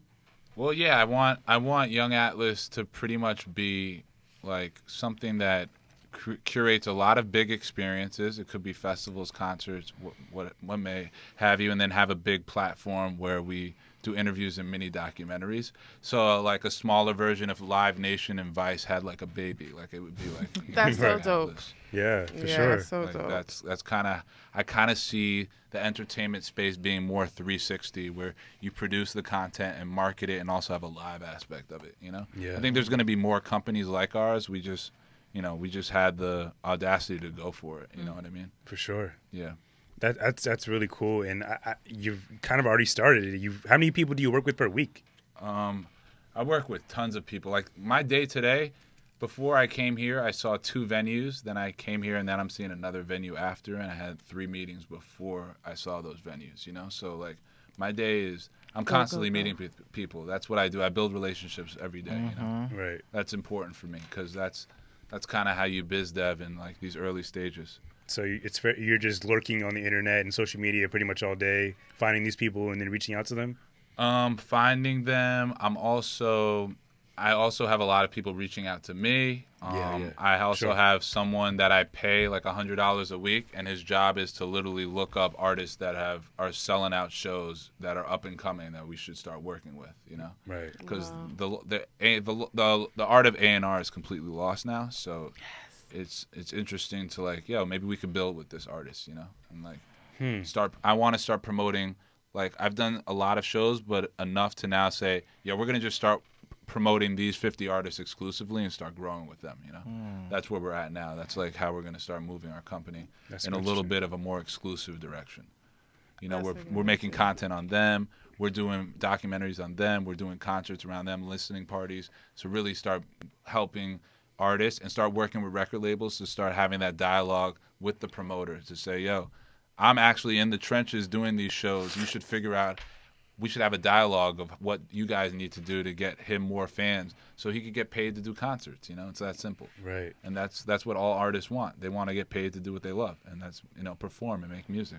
That exclusivity kind of seems easier to deal with as opposed to just getting hundreds of emails per week and going through their content and see if it's even worth working with. That seems pretty much easier than just doing. Yeah, I mean, I've random learned it the search. hard way. 90% of the people on these bills are only bringing like 5 or 10 people out to a show, and that's kind of pathetic, you know? Yeah. And they want to get paid, and they have the audacity to be like, yo, I need to get $200 for this performance. Yeah. I'm like, bro, you should be paying me. This is insane, you know? So I want to get those people that are really hustling and working hard and start just working exclusively with them, you know? Well, you got one right next to you. I'm just letting you know. No, for sure. We're going to build. Definitely. Damn. So year and a half you've been doing this, Young Alice. How has 2019 been going for you so far? It's been going good, man. It's been it's been real, just productive. Like I've kind of gotten in a good flow of like, you know, every day is getting better and better. I'm meeting the right people. I'm starting to really, I built a lot of relationships in 2018, and now we're kind of growing them, you know? Right. Still building new ones, but like, you know, now all right, we've thrown like 4 or 5 shows together. We're getting that rapport, you know? We're doing a lot more content. We're just trying to get really consistent with what we're doing. Did you have any specific goals in mind coming into this year that you wanted to accomplish? Yeah, we're doing our first festival in Harlem at the end of August, so I'm dope. excited for that. Nice. You know? Because that was my next question. Like, you being from Harlem, excuse me, are you currently thinking about a documentary like as a toast to Harlem? Yeah, I definitely am thinking about that. I think my girlfriend is out here. Go. Yeah, I'll go try to find her. Okay, don't worry. You go ahead. You sure? Yeah, just get my. Well, you just asked the question. I know, That's just get my what, answer. I'm gonna play it back when I come back.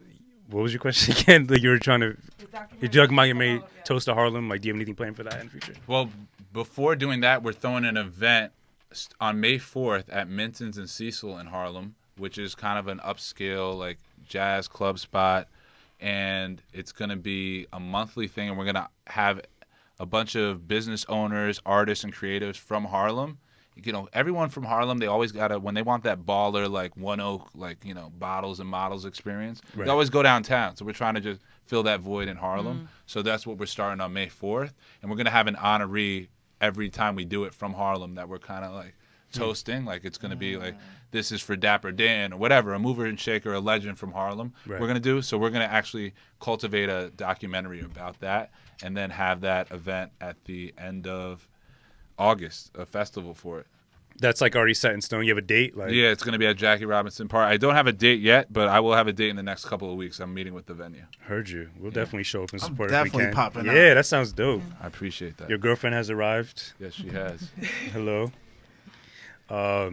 Damn. So like that festival or the documentary and that event sounds really dope. What else? What goals do you have yourself personally for this year? Personally,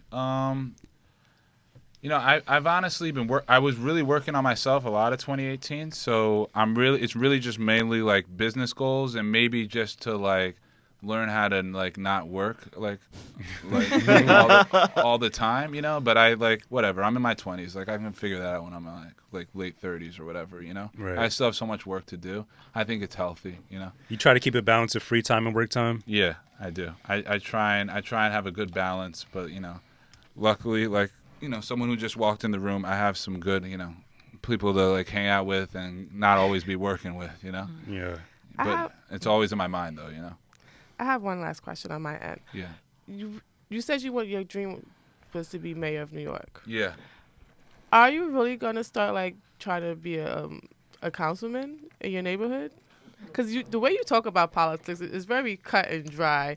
I kind of almost want to see it happen to fruition, so I can see how New York will react to such a mayor like you, just like really logical. Yeah, I think logical politics is the way to go. Like people would argue to me about some forks, and I'd say, all right, what about the subways, you know? Yeah. And then I think I'd win that debate. I'm not sure. I'm really focused on making the company really successful so I can Yeah. self-finance my own campaign, so I There can you just go, stick to yes. my own like values and what I want to, like the policies I want to enforce. So I'm focused on the company, and then, you know, maybe we'll take a step into that, you know? I could see it Got for my sure. vote. That's something very interesting. Appreciate that.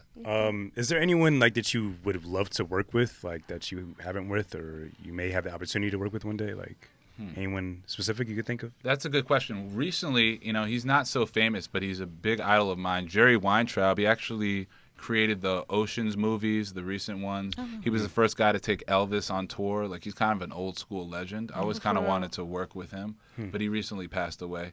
And someone I do want to work with is really probably Michael Rapino from Live Nation. I'd love to maybe talk to him about building something for more of the independent like artists, you know, out there. Right. You know, and there's such a void that needs to be filled with that. Your company seems like so selfless. Like, did you have any personal goals of being like a podcaster, an artist? Like, you seem like you're just doing it for the other people. Like, Yeah, I mean, I definitely am a businessman. I want to definitely make a lot of money with the company, but, you know, I feel like all my friends and everyone I was growing, they all either want to just have boring corporate jobs or they want to like be artists, you know, and which I respect. But I was like, yo, I think I should just be a businessman. That's really just what I wanted to do. My goal was always just to build a successful company, you know. and just to be able to let the business flow while you're at home sleep. Exactly. I think Eventually. that's cool though. Like you settled into what you want to do and the role you want to play. Exactly. Because there are a lot of people who are artists that probably shouldn't be artists. Not to say nobody shouldn't. I mean, not to be an asshole, but it's like there are some people where it's just like there's some people that, you know, probably should have paid attention to a different aspect of that industry and they probably could have excelled, but instead they were pursuing something that might not have been for them. Exactly. I think you should live And in just your because it truth. was Know your cool, or lane. they just wanted the Exactly. fame instead of that was their real Yes. passion. I feel for like if them. you're an artist and you're doing it for the love of the art, nobody can tell you nothing. But if you're an artist and you're doing it because you're trying to get famous and you're trying to get money, like there's a lot of other ways you can do that. You know what I'm saying?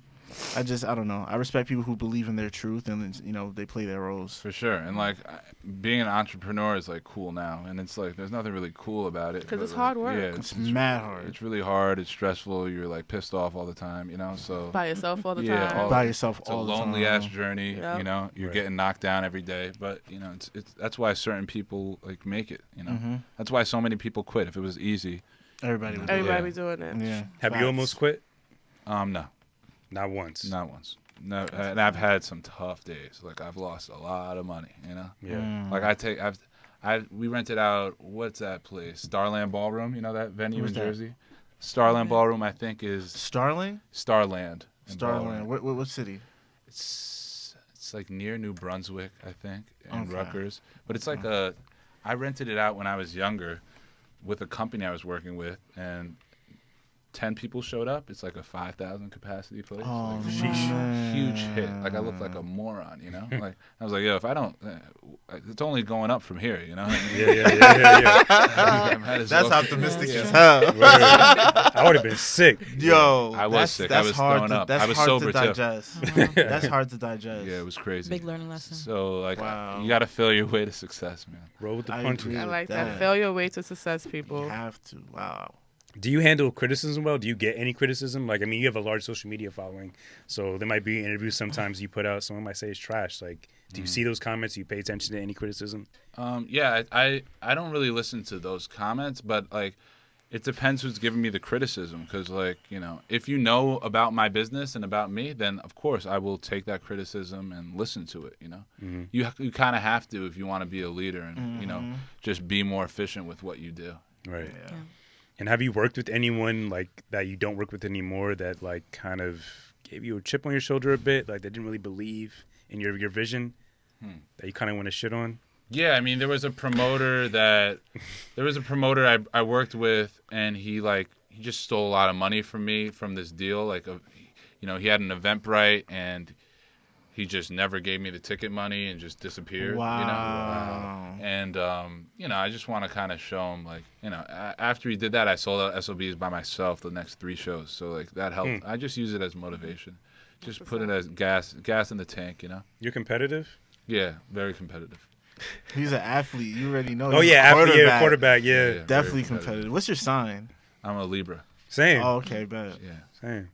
What, you got some shit to say about the Libras on this side of the table? Just wanted to I know. read the- Because y'all, One of my what are y'all, best friends we is y'all a Libra. Leos? Are you a September Libra or September I Libra. knew that. I knew that much because I was hoping you was a Virgo. I was disappointed when you said Libra, but it's okay. It's Disappointed. September. It's September Libra. It's okay. September I'm a- Libras. I'm a What's October Libra. What's the What's up? difference? He said, "What's That up?" means you still. That means that's the Virgo that's really charging you to be as strong and determined as you are. Oh, okay. All right. I'm learning to like get into like a competitive state because I'm just so focused on what I'm doing. I don't really pay attention to like I'm not in it to compete.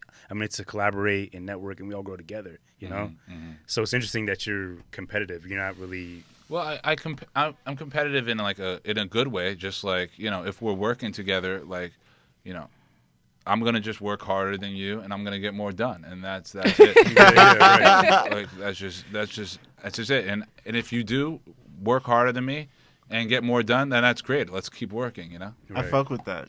That's Sure. how you So gotta y'all be. can like motivate each other to like get to the Yeah. next step a little quicker sometimes. Yeah. Exactly. I agree. And efficiently, because it's not about being quick; it's about being efficient. Like too. if you have a business partner who's like, all right, I want to leave the office, and then the other business partner says, yeah, let's just stay one more hour and get a couple more things done. That's someone you want to keep working with. You Yeah. know? Yeah. Like you need to push each other. It's weird though. Like, you deal with a lot of people, and you deal with people exclusively. Like, do you fear of things? You don't ever fear of things going left, and their career might be in jeopardy. Yours might. Like, you don't ever have these negative. Maybe I'm just a negative person. I think about the We worst a tell you lot. that all the But time. like, but I feel like you gotta Just a acknowledge. little I feel like you gotta kind of acknowledge that and know it's a possibility, ability to kind of work past it. Yeah, I mean it's an option, but I've just done so much for the people I work with that if they do that, whatever. Like, you know, it is what it is. I got to just keep. You know, there's a bigger picture and bigger goals that I'm trying to accomplish. So I can't, like, I don't even think about that stuff, honestly. You think it's just a distraction, really? Yeah, like, well, there's, you know, I've got so many problems and fires to put out all day. Like, I just don't, I can't think about that, you know? Right. Like, if it happens, then we'll deal with it. Yeah, when it pops up. Yeah, when it pops Cross that up. bridge when know? you come to Yeah, it. exactly. That's my mentality. I feel think like too once you much. start going on your Well- own, you have to leave room for like you have to leave room for a little disappointment, a setback, or somebody just fucking up their job. Yeah, you have to expect that. Like, it's being a realist. Yeah. Like, we're organizing this artist showcase. Like, I put certain deadlines in a certain place because I know people won't meet those deadlines. So I have a cushion so I could extend them. You know Right. what I mean? Like, you know, people are gonna bullshit. But you know it is like when you're so passionate about something, you care so much about it. It's like you gotta acknowledge like the dark parts of like your progression, right? Yeah. So just out of protection, just to not really get affected by it. And I wanted to say, I don't think you're a negative person. I think you're a pessimist. And there's a difference between being a pessimist and being negative. Like, you think about the consequences and you think about what can go wrong. So what you'll do is prepare yourself so they don't go wrong. That's not a bad thing. You know what I'm saying? Being negative is like, man, this shit ain't gonna work no matter what I do. Right. Like, that's not your mentality. You're a pessimist, and it's just two different spectrums. And being an optimist, we're looking more at the reward, and that's what motivates us to plan. So it's just a difference in personality. You're not negative. Thank you, CR. You're welcome. Thank you for that therapy session right quick. No problem. That was facts, though. Romance. Jersey City psychology degree. Hello. There you go. Right. So let's say tomorrow Young Atlas has blue checks on social media on every platform. Is there anyone in particular you would reach out to collaborate with immediately? I mean, I kind of asked who your influences are, but like, Yeah, we probably want to work with like Netflix and start producing our own content for them, you know, or one of those big networks that has a big platform and start producing our own exclusive content, make some type of deal with, you know, any big platform. That would be definitely the move. Maybe Vice, HBO, whatever, you know, like for sure. just get our own network deal. Like that would be, and some financing behind it to you know, to move forward and start producing more content. Is there types of content that you want to create that you haven't done yet? Like any type of like scripted things or sitcom, any type like that? I would rather work. I know a lot of like writers and directors, so I'd rather be on the financing business side and like, make their dreams a reality, you know, like, and because I know they're good at it. But I think I would be good at, and then in terms of our own content, more documentary style, because I think, and mini documentary style, like we've been doing, Right. on like different entrepreneurs and different movers and shakers that are in New York. I think that type of content is really getting a lot of views. Excuse me. I'm waiting for your documentary, man. I ain't gonna lie, man. Yeah. I feel like there's more to your story than you let on today. Definitely. You'll have to stay tuned. You got to keep them guessing. Well, we're still here. We still got time left. I'm just like, it's just like, I don't know. Maybe because I am a pessimist, like you said. I'm just not. I'm so fascinated by people who just have this 100% confidence in themselves. Like, did you always have this? Like, there's always this vision. Like, I guess so. Like, I kind of like could. I think like she was saying, like so like efficiently and logically that it's like, all right, all right, I got this. You could think of a plan, right? And I'll think of an actual blueprint of how to get there, you know? So because I'm thinking so tactically, I think it's just like more like, this is what we got to do to execute. I don't think it's so much confidence. I think it's more like logical thinking, you know what I mean? yeah. Like, all right, I can build a big company. What can I do right now to make money? All right, I can throw events. What eventually do I want to do? Sell out arena. All right, so we'll make enough money so we can invest in a concert at that level, you know? Yeah. So I can see the steps of where I need to go. So that's really what it is. Do you put your belief in any type of higher power or spiritual being, anything like that? Really just treating people the way I'd want to be treated. That's really it, you know? Just keep it simple like that. It's a good motto. For sure. The golden rule. Yeah, just stick by the golden rule, and that's really it. So you're not really like a religious person or anything like that? Not really, no. Gotcha. Not really a religious person, you know? But I think religion definitely has a lot of good values, and I think it's important. But for me, I never was really grew up that way. But I was always just grew up, you know, treat people the right way, and that's really it. So I think it's a good, simple rule. Spoken like a true billionaire. For sure, right? You know? Right. I guess like one of the I guess not a hot topic, but like Nipsey Hussle, like they did his funeral today. Did his death affect your conscience in any way? Oh, definitely. Nipsey was, you know, it's crazy. It's still not like sinking in, but like, he's someone that was just really on that independent mindset, and he said some things that really resonated with me. Like the difference between some other artists that didn't make it is me is I just never quit, and like that's something I always kind of believed in before he said it. Like when I was watching some of the videos and stuff. So, Right. yeah, he's just someone who's created a real blueprint for the independent like music game, you know? Do you believe like there's like some type of like government plot or like any type of conspiracies going on around his death and just in general in the world? Like, do you believe in those type of things? I try not to, just so I can sleep better at night, you know? So The logic. Who do you listen to as far as like musically? Who are you? Yeah. I listen to a lot of old school music. Like if it's like, all right, if I'm like just getting out the office, I might put on some like Phil Collins or something. But if I'm going to the office, I'll probably put on some Gucci Mane or like Kodak. Wait, Kodak? Yeah, I'll put on some trap music, just you know, my getting Well, money why music. does Kodak have to be canceled? Because he said something that I don't think he should was be. was he Didn't he was sexually he- assault someone? Okay, but Is he this on is trial my for thing. that? Assault. Can I Yes. finish? Y'all wasn't saying that a few weeks ago. Who wasn't Nobody, saying that? maybe not you, but the public, as we know it, was not crucifying Kodak because of those charges, but because he's one of the few people who stupidly said something publicly that other people probably have said privately. He has to get crucified for it. Well, I guess going back to the discussion we had about cancel culture, like it is like kind of like a Like, plague right now. Yeah, it definitely is. But I just don't feel like we have to. If you're gonna cancel Kodak, cancel him for his rape charges, but not because he said like, "Oh, I would love to wife up Lauren now that she's single." I'm pretty sure the game said the same thing in the most notorious, like when nobody was watching. I think Yes. T.I. reached out to him and was like, okay, not that I forgive you, but let me talk to you and explain why you dumb for saying that dumb shit. That's what I heard I just today. feel like was he done? Was it done for it to be publicly recorded and put out there? Yes, but I just think a lot of them all said the same thing in private. So it's just like, stop sitting here pointing your finger because there's 3 more pointing back at you. Well, I've just never Cancel him met. for rape That's culture. Kodak too. Like that's just Yeah. how he is. Yeah. you Yeah, know? he just It's not thinks like that- that surprised me. I've just never met anyone who's like a fan of his music, like Yeah, personally. I love I his personally music. like his music. I love it. I think he's Really? No flocking. That was the best Yeah, thing yeah. ever. He has like, come on. He has talent. Like you cannot take away these young artists' talent just because you may not agree with their lifestyle and how they do things. They grew up a little different.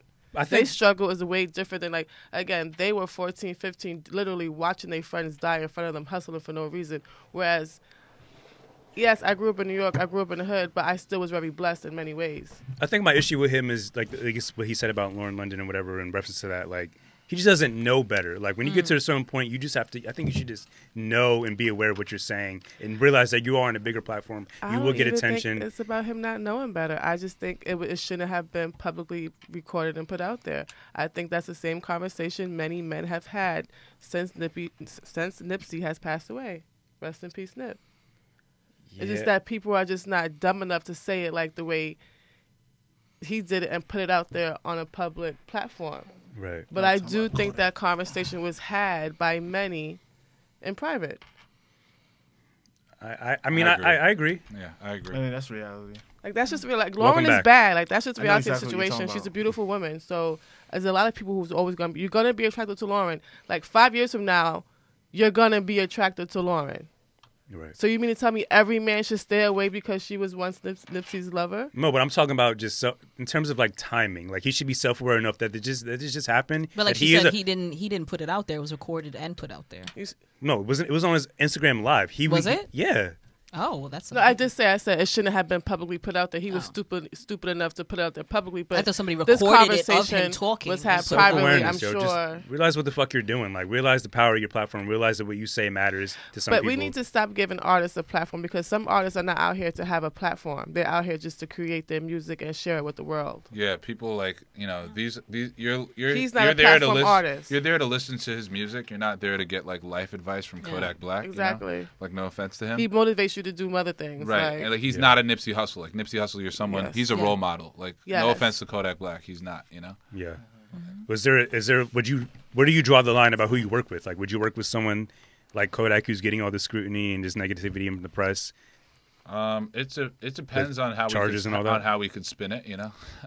If it makes sense, like we'll do it. You know what I mean? If it's just a show, like we'll do it. Yeah, it really just has to make sense. That's really what it is.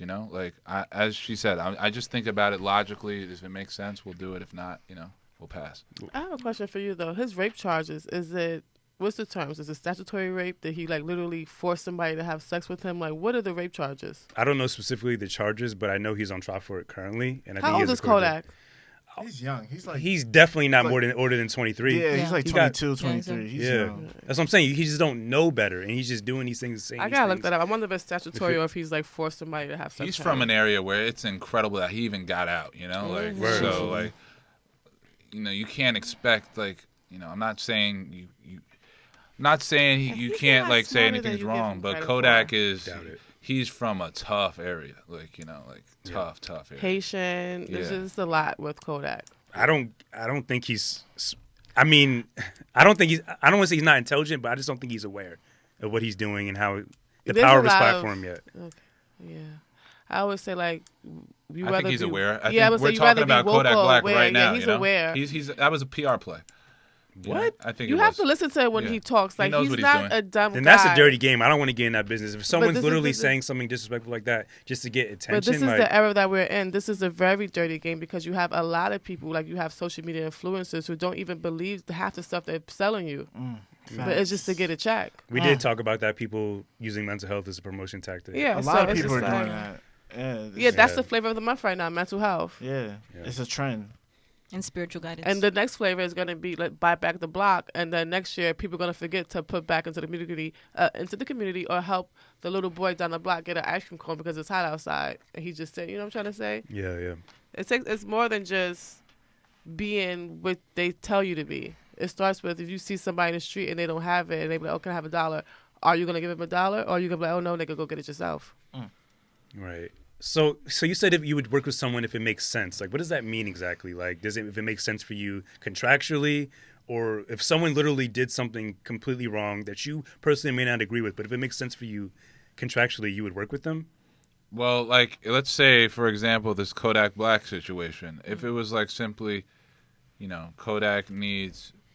We want to go 50-50 with the venue to put on a Kodak show, for his fans in New York. Right. I don't see anything wrong with that. That's providing that's providing his fans with an experience. So, and we can make some money. You know what I mean? If it's like, all right, we want to have Kodak as one of like our investors into our company, like that would be a different story. Or like, you know what I mean? That's what I meant. If it makes sense. If it's more like situational. Right. So let's say if there is a situation, but there's something that they've done that you personally don't agree with. You as the founder, you as the curator of this event, would you work with them? There's just so many variables of like that question, you know what I mean? Like it can be a big situation or it could be really small. Like if it's just like putting on a show and it's really a one-time thing, yes. If it's more like we have to build a business relationship together. Probably not. You know. That's like after Chris Brown and Rihanna. Puffy still worked with Chris. Jay was like the only one who pretty like shunned him in a sense. Yeah. But a lot of artists still work with Chris. Maybe I'm too emotional for it to be a businessman, because I just feel like if there's someone who does something that I genuinely don't believe with, I don't even want you around. I don't want to see you, you know? Yeah. But I don't think that's smart, especially if I have a company like you're trying to, like you have workers, right, who need checks too. Yeah, the bottom line So- is the health of the company, you know, Yeah. not necessarily the morals and all of it. You know, like we're not going to put ourselves and jeopardize our integrity, but we're still in this to make money. It's still a business, you know. You like Jay-Z, right? I do. You know, like a lot of his first documentaries, Harvey Weinstein backs them. Yeah, Oprah's with been in Damon bed with Dash. Harvey a Right. long time, so it's just like you have to play the game sometimes. It's not about you agreeing and necessarily what they do. It's just about it's business. And I always told you there's a dark side to everybody. Everybody. There's just Right. some of them is in the light and some of them isn't. So it's just like, you know. Yeah, I guess. And this is something you want. Like you're working towards the industry. So I say this to tell you now, like you got to start thickening your skin and be like, you know what, put your blinders on and be logical about it, and don't put your emotions into it. Some things I just feel you just can't deny. Some things that are just And, so you know, wrong. That's You know what I mean? But I feel you. I understand what everybody's saying. Speaking of Oprah, did y'all see that the people I told you, didn't I tell the people you? who worked on the Neverland documentary, like Didn't I tell they got you? rid of it. Oprah deleted all the interviews. Did you 'Cause- check into that when it was kind of relevant? I think I saw my mom watching it. I didn't really see it. No, the Leaving Neverland documentary. And No, I knew what it was about. It seemed a little dark for me. You Yeah, know? you see? Yeah. Yeah. But what happened with her taking the videos down? Well, it found out the people involved in that were just full of shit. Yeah, that's what I figured. Yeah, you I see, knew I it. told you. That's I told crazy. you That's that. crazy. I Everybody felt told like you that. that. That's insane. I That, said we're not doing this to So Michael. there was Everybody just a felt BS, like that. whole. yeah, doing like it to Michael. one of the people involved, the victims, they were kind of full of shit in terms of the timing and when certain things happen. Mm-hmm. Yeah. And you were so adamant on that bullshit ass picture about his genitals, but it's okay. And you know, Sorry, Mike. Michael Jackson is a kid who had zero childhood. You expect this Exactly. guy to be normal, you know? Like, Right. I mean, I'm not Stop saying I'm not giving an Don't excuse point for what he did or if he didn't do anything, but like, you know, he grew up way differently than most people. you know? Yes. Yeah, he had zero child. Yeah, He's zero childhood. yeah, you know? he was. He didn't He know. was a how- child performer. Yeah. But that's Oh, some if you- sick He's shit. the Oh, that was youngest his of the childhood. Jackson 5. Singing, They dance. literally. You notice that all the child performances are a little dingy, like Bow All of Wow. them, majority Justin of them. Bieber. I love Justin. I love Justin. He came a long working way. through. He's working He came through. such He's a long struggling way. right now. Except though. for Romeo. He's struggling I with feel like it right Master now. Romeo P did is stay like, on point because Master Romeo- P's a different type of father. Yeah. Like he's a good dad. And yo. Scooter Braun is a great influence over Justin, probably. Like Scooter's a good guy. Yeah, Master P is a legend. Yeah. No, it's who they're around. You know, Yes. I agree. Influences. Influences. that Yeah. child Surround yourself fame with can good be people. crazy. Especially if like you have, if your parents is not being parents and they just want the money too, like. And I really feel you on that because I remember when Justin Bieber, I think it was at one year at his the parents VMAs. was young too, so Yeah. it was like a whirlwind for them too. Everybody was experiencing the same thing at the same time on the same level, mentally, like. Yeah, and I remember Age-wise. he was basically apologizing to everybody for his behavior. He said the realest shit, and I really felt for him. He was like, I wasn't prepared for this life. You know what I mean? Like, I'm like 15, 16. I'm a millionaire. Like, yeah, I'm wilding out. Like, how many people Everybody in the world didn't knew wild his out when they name were and loved him, teenagers? You know what I'm yeah. saying? The only difference is that he's a celebrity and it's magnified, and he has more money to do it. I mean, look at every like situation where people come into immediate wealth and how crazy it gets. Athletes, they go broke all the time. Yes. Entertainers, they go broke because it's not like they're building a business and understanding how, and it takes years. Yeah. Like they're just getting it. They're like hitting the lottery. you Yeah, know? it's like Yeah. him. So it's not with human nature for them to like be able to handle all that. you It's know? not. I think 77% of NFL players go broke after 3 years in the NFL. Wow. You know, like That is it's high. a sad It's statistic. sad. You know? Yeah. That's what inspired Jay-Z That's to create why his sports they need to agency. get paid in the NCAA, man. Like, you know, that's a I topic agree with sure, that. yeah. That's I a can huge go all topic. day with. They definitely need to start playing these college players, bro. Because look at how much money they're making for these So schools. much money. So much money, yo. So if they start paying the college players, would that make people want to go pro? Maybe that's why they don't do it, because pro is big business. No, NCAA is bigger business. See, The there you NCAA go. makes more money than NFL and NBA combined. I think. They just use education to keep you like free labor in a sense. Yeah, when they're making hundreds of millions of dollars off their merchandise and stuff, and selling their jerseys. There was a kid at Wow. Baylor. He's D1. The school's making millions and billions of dollars off of the football player, and this kid, and he's on the football team, and he's homeless and going couch to couch. Like that's. Yeah. And they actually kicked him off the team because he accepted $1,000 from a family to help him out. You know, Wow. That's so Sure. fucked up. like that is insane to me. That's what Okay, 2 yeah. Chainz song NCAA on his album. That's what he was talking about. Like he was talking about like what I'm saying, like basketball players. Like I could be an MVP, but that don't matter. Y'all still not gonna feed me. You know what I'm saying? Like Oh yeah, so Right. then It's definitely pay them crazy. kids. Yeah, For sure. And you're playing a sport where you don't know if it's your last game or not. yeah, you you know? Yes, get injured. definitely. Just mad. You're putting there's so much that goes into it. They just treat them like cattle. For Straight sure. up. For sure. I mean, I'm not really in tune with sports, but I believe everything you guys are saying. I saw like the whole controversy with like Zion and the shoe and stuff like that, and like he's about to probably get a Nike deal from that. So Yeah. maybe that'll be the first stepping stone towards change and paying these kids. Everybody working They together, deserve even it. the shoe companies. Right. I have a question for everybody in the room, though. I'm curious what everybody's definition of the American dream is, and then has it changed for you as you've grown in success? I mean, whoever wants to start can start, but I'm just gonna make mine quick. I've never had a real definition of the American dream. I do not believe in the American dream. I did not grow up thinking that my only thing in life was to reach for the American dream. That was just never a part of my household. My mother has never spoke about an American dream. There's no such thing. it was advertised to me as a kid as like the white picket fence, Of the big course. house. But The as I've secure gotten job. older, it's the good retirement plan. that's not happiness to me. 401k. the 401k. 401k. And we literally just having a conversation outside before you came about that. Yeah, like as I've become more creative and started doing my own thing, my definition of American dream is the reality I envision for myself, not what's advertised to me throughout the years I've been alive, Coco, do you have a definition? No, never worried about the American dream. Yeah, Just worried it's about not- what my dreams were and tried to interpret that, and that's what I'm still doing. So Kind of a blend between your answer and her answer. Like I feel like a dream is a dream. Like you know what I'm saying, and I feel like it's not a destination, it's a journey. You know what I'm saying? I feel like whatever that American dream or whatever that dream is not something that once you get it, you're like, okay, I'm done dreaming.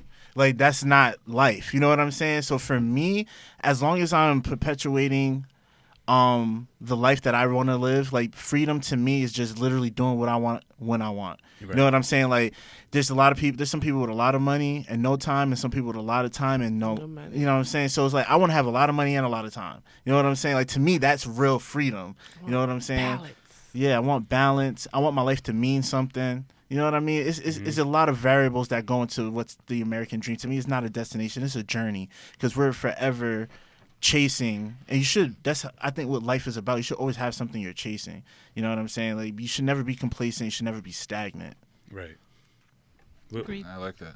I mean, I kind of believe a little bit in the American dream in terms of, I think it's a place for certain people. I think the American dream is a myth to a lot of people. Like it's based on where you're from and where you're born and your educational. I think social mobility in America is a big issue right now. But I think if you are blessed, like, having a vision and a dream and actually, putting your vision or dream into reality is the American dream, and making sure your kid's life is better than how you lived. I Yes. think that's how I look at the American dream. Like, all right, I grew up like this, and my kids are gonna grow up like that. You know what I mean? Like, Right. making it better for the next generation. Yeah. And I think that's what it was, but now it's a lot more difficult. In America, if you look, the 1% are starting to own more and more wealth in America. It's getting kind of crazy.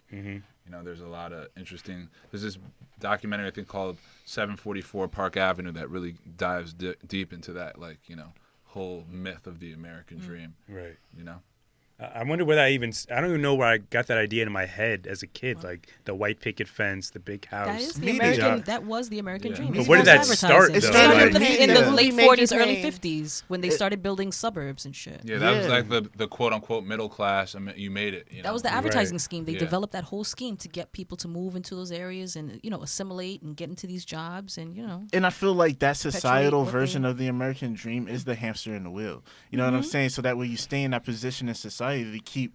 You know what I'm saying? They want you Right. to stay at that level, that medium. They want you to be too low or too high because they need Nigga, you people in the made it. middle. You know what I'm saying? So I think, I don't know, it sounds like conspiracy theory, but they kind of set up this like matrix. You know what I'm saying? They created this matrix where you think you're actually, you're being successful and you're living a great life, but you're really barely touching the potential of what your existence could be. Right. And they've created it in a way where people are completely complacent with the everyday, regular, and not for nothing. If that's personally what you're okay with doing the same thing every day for the next 30 years. Like, there's some people that are okay with that. We do need workers. We do need people who are okay with You that. need Indians. Everybody can. I need. Oh This is that. Why I you love. can shout That's them just out how. though specifically? No, I don't listen. This is my theory. Like, this is how I like to say it. You have chiefs and you have Indians. Everybody can't be a chief. Yeah, You gotta have people who want to do the work. yeah. Right. Get the agriculture going. Make sure the soil's good. And that's all right because there's some people who find meaning in that. You know what I'm Yes. saying? For them, it's subjective. For sure. This country isn't designed to. It isn't really like. It wasn't built for us people who look like us to win. As you've grown and you've ascended to like the business mind, like or business like environment, have you experienced any like maybe, I guess, slight or just ignored? Have you been ignored because of like your skin color? Have you put up any like racism like that? Yeah, I've had to put up with racism all the time, like especially in high school and stuff like that.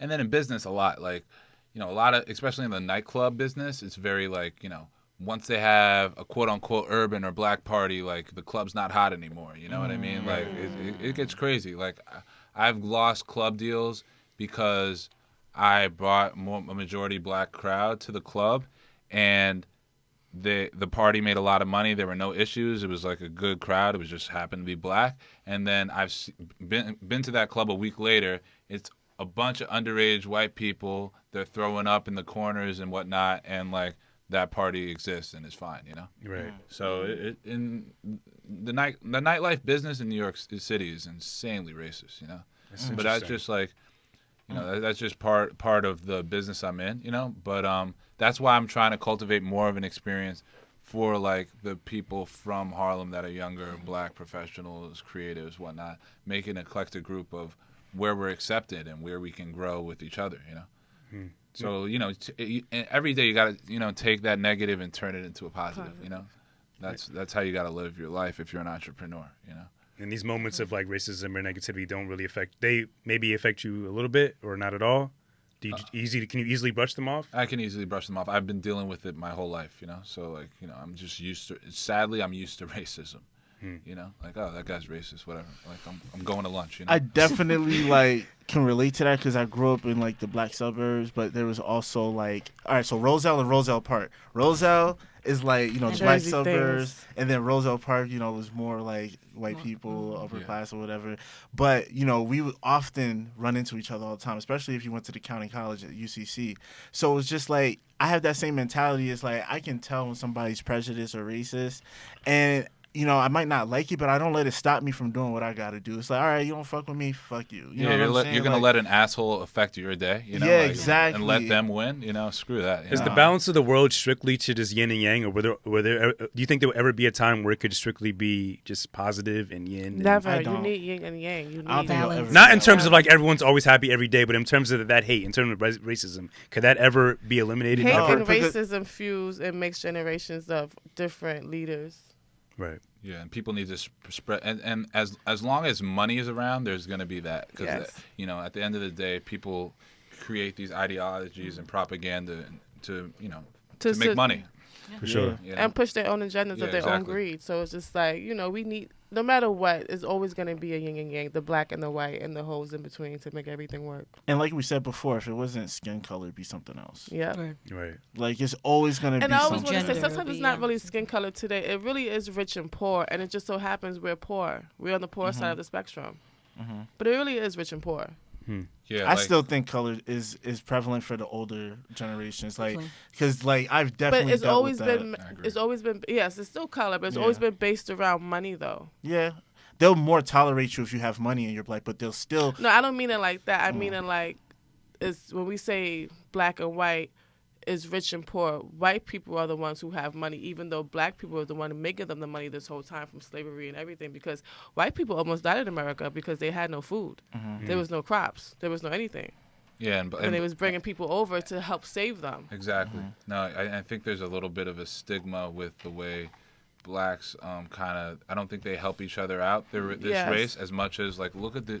Have you ever been to a Jewish community Yes. in Group Williamsburg? Yes, economics, yes. bro. Yeah, it's just like the group economics in the African American community is not It's as. No. dead. You know, there you go to. It's a completely black neighborhood. We don't own one bodega or one corner store. Because they're Yes. still mentally in chains. Yeah, Yes. exactly. So We're there's still so much crabs work in to the do. barrel. It's just like when you see somebody doing better, it's just like instead of just congratulating Or supporting. and wanting to genuinely. support and ask them like, hey, how can I do this too? It's just like, no, well, look at that being. Even with people with African Americans who are at the part of the Joneses, they kind of give you they look down on the people who are not of the Joneses. I was about to say. They're part of the mental They state try to too. stunt Yeah, too. They are. try to They don't want to stunt. like look Right, back right. and pass you the baton. It's just like, oh no, I did it on my own. Go do it on your own. Exactly. It's like that. So it's it's like just no, it's that. something we have to like break through, and hopefully with the death of Nipsey and everything, people start really paying attention to the message that he said that everybody has been saying for generations, for years, that it finally starts to click. And it's so crazy how effective that psychological warfare has been on our Yes. people. Yeah. It's really like divide and conquer, and I once hate we- that we don't realize that. Once we get the wealth, then then we'll see if it's really about, because it's really rich and poor. Once we start making the money, we can start changing things for ourselves. Yeah, we have to. But I think as But people we don't want stop, a band. people really focus on themselves. They don't really want to reach out because of like an ego thing. Yeah. Like you get like this type of power trip when you get But you was when you conditioned ascend. to think that way from the house nigga to the outside Yeah. nigga. Like Right. it's been They separated conditioned them for a for a reason. reason. You've been So you can conditioned to they think can that create way. that conflict between the house nigga and Yeah, the that I'm better than you. Yeah. Right. And that's And- why we always have this constant battle and competition of I am better than you. Right. That's And why it's I love arbitrary. like It's not even anytime real. I can talk to some other people from my skin color in a room like this, it's an amazing thing to me. So like Yeah. that's why I was so happy to talk with you guys and learn more about what you got going on because this is what we need to do more of. I agree. Just more dialogue and less More ego. dialogue. Yeah. Yeah. Like Yes. that's a collective like ego death around the world. I think would be a great start to the progression of the planet because ego is a very, very, very dangerous thing. Ego is lovely because ego is good when you have your ego in check. You For gotta sure. check your ego. There's a time and a place for your ego. Like there's like when you say, well, how do you have the confidence? Tell your ego to come out and be like, nigga, you better get confident. You are the man. You are this. That's where you need your ego to come in and check you and make you feel like that. Word. And there's a time where you need to tell your ego like, listen, I need to learn now, not to boast. So controlling your ego is more Yeah, it's about important than controlling getting- your ego than because you getting rid of it. cannot Use. cannot get rid of your ego. Your ego is a part of you. Your ego helps you too. Yeah, It can help you or hurt you. It's up to you. Word. I agree with that. Sometimes you just gotta let it all hang. You know, let it Why you swing. put the rapper voice on right quick though? What? This isn't a track. How? This is not the Have something remix. against his rapper Right. voice. I didn't No, even because- realize. I just no. be talking. I hate the rapper I voice think because you Jeff don't wants to keep be the a same rapper. energy. He Like doesn't What? put You- on a voice. No. I don't. This is He how I doesn't. speak. Keep the Did rapper- it sound different to you? I didn't pick it up. Exactly. okay. no, because I Jeff. know you. And I heard your raps. You turn the rapper voice on like a light switch, bro. Just Yo, keep you it on the funny entire as hell. interview So or turn it off. pessimistic. Don't do that. So He's Don't pessimistic. don't look making me out like I'm the bad person. Like You're a I'm crazy. hater.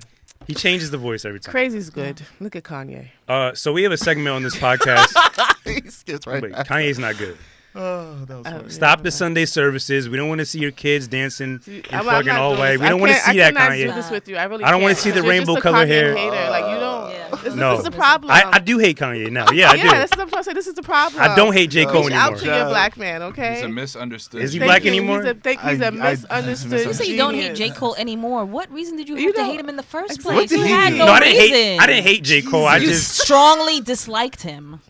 no. We're not doing this right now. We're not. We're Oh. not. We're not doing this right now. We're gonna It's go my out. show. We're We're gonna not go doing out this now. With the bang. With the bang. I hate when y'all try to flip like the dialogue on me. Like Come on, it's hot. Let's we go. have a Make it guest. happen. Where's the engineer? We can't Well, even it's turn off the Where? shit. Where's Mike? We'll sign off. Let's go. Yeah. Word. Would you mind go Yes. getting the engineer for us, please? I think he's out there. Yeah, I think he Mike. let you in. No, I Uh, let her in. Bald remember? head Oh no, suit. you. Oh, was he my- out there? He wasn't out there. No, he was when I just went out there. He Oh. was out there. He's He out was there. out there? He's on the Okay. couches. Oh, we're about to wrap up in a second, but yo, thank you for coming, yo. Thank you like, so much. Dead ass, Thank like you. Definitely want Very to insightful. you're I always learned a welcome lot back on this today, platform. yeah. You know, Appreciate that. Thank you for having me. I definitely would love to come back and Please. Yes, For sure. definitely. Oh, we we gotta can have give a you some good segment just for news. you where we just talk about community issues and making everything better and for sure. putting some money back into the community and And we actually have a segment on this podcast where it's called Don't Sleep, where we basically recommend either like an ideal or like a food or music, whatever that people shouldn't sleep on. So if you can like take time to sit on that and what you may think people shouldn't sleep on while we go through ours, that would definitely help. Okay. I think people honestly shouldn't sleep on. We usually get really deep on this segment. I'm gonna keep it pretty light. There's this R&B album that dropped about a month ago, maybe 2 months ago now, called Sugar by Kyle Dion. He looks kind of just like Prince to me, like very Prince-esque. His style is kind of like 80s, early 90s. What's his name? Kyle Dion. Kyle Dion. The album's called Sugar. A really, really great R&B album. My favorite album that dropped this year. Just go check that out, man. He's coming to New York for press. I'm trying to get him on the podcast. I fucking DM him every other day. I'm such a huge fan, but don't sleep on that album, Sugar by Kyle Dion. Today I'm gonna say, don't sleep on Young Atlas. Everybody go to Instagram and look up Young Atlas and Facts. check everything out. We appreciate it. Facts. I'll say, just like we talk about every week anxiety, don't sleep on methods of how to calm your anxiety, Word. how to deal with it better. There's always ways to that you can look up Google.com. or YouTube. Walking the streets of New York Yeah. for 2 hours. Seriously. Yeah, that works for me actually. 2 hours with some That music works. on. You know, Yeah. if you can get through Central Park, it's always on a nice day. It's good for Word. anxiety. Smoke some weed, like Sierra's probably about to say. Oh yeah, totally. But I was gonna say, don't sleep on green vegetables. It's funny you say that. You need green vegetables. Drink a lot of water. And the reason I say that is because I've been doing that a lot lately, and I have mad fucking energy. Aw, look at you. Nah, for real, spinach is great. So Okay, Popeye. I'm just saying. But yeah, health is important. I'm on my fitness journey, so You have fun with that. Nachos later. No oysters though. Definitely oysters. Fuck For oysters. real. 2 Easy. dozen. I got two things. One is for anxiety. I'd say don't sleep on CBD. I think CBD is kind of dope. I just had a CBD drink before I came here. It was like a grapefruit juice with CBD. It's pretty good. It kind of is relaxing. In terms of anxiety, it's a good way to kind of naturally cope with it. And then I would say don't sleep, since we were talking about it earlier, on the live interactive podcast. I think that's going to be a huge trend moving forward. So don't sleep on that. I feel like you guys can really execute that effectively and make some money. That's definitely what's next. That's been in my mind. And I'd since love I to was- work with you guys on it. Seriously. Thank you That'd so be much. tough. Yes. Let's get it started then. Word. Where can people follow you and find your business? At young.atlas, YOUNG.ATLAS, at young.atlas. Shoot us a DM if you got any questions, want to check out our events. And yeah, all of our info for all of our other links and what we got going on is there. Awesome. Thank you again for coming. Thanks Thank for you so having me. much. I really Thank you. appreciate it. Had a great time. If you enjoyed this podcast, please leave a review on iTunes. I'm still not sure if Spotify has a rating system. I'm really not I sure. don't see one. Yeah, what the fuck, Spotify? I don't know. But YouTube and iTunes definitely have a review system, a like-dislike system, 5 stars, whatever. If you enjoyed this episode, please utilize whatever rating system you're listening to this podcast on. Follow us on Instagram at Introverted Intuition Pod. If you're interested in coming on as a guest or just want to work with us, email us at introvertedpod@yahoo.com. And yeah, thank you, Young Atlas, Woohoo, thank you. Woohoo, thank you. Introverted Intuition. We out. deuces. Ladies. That was awesome.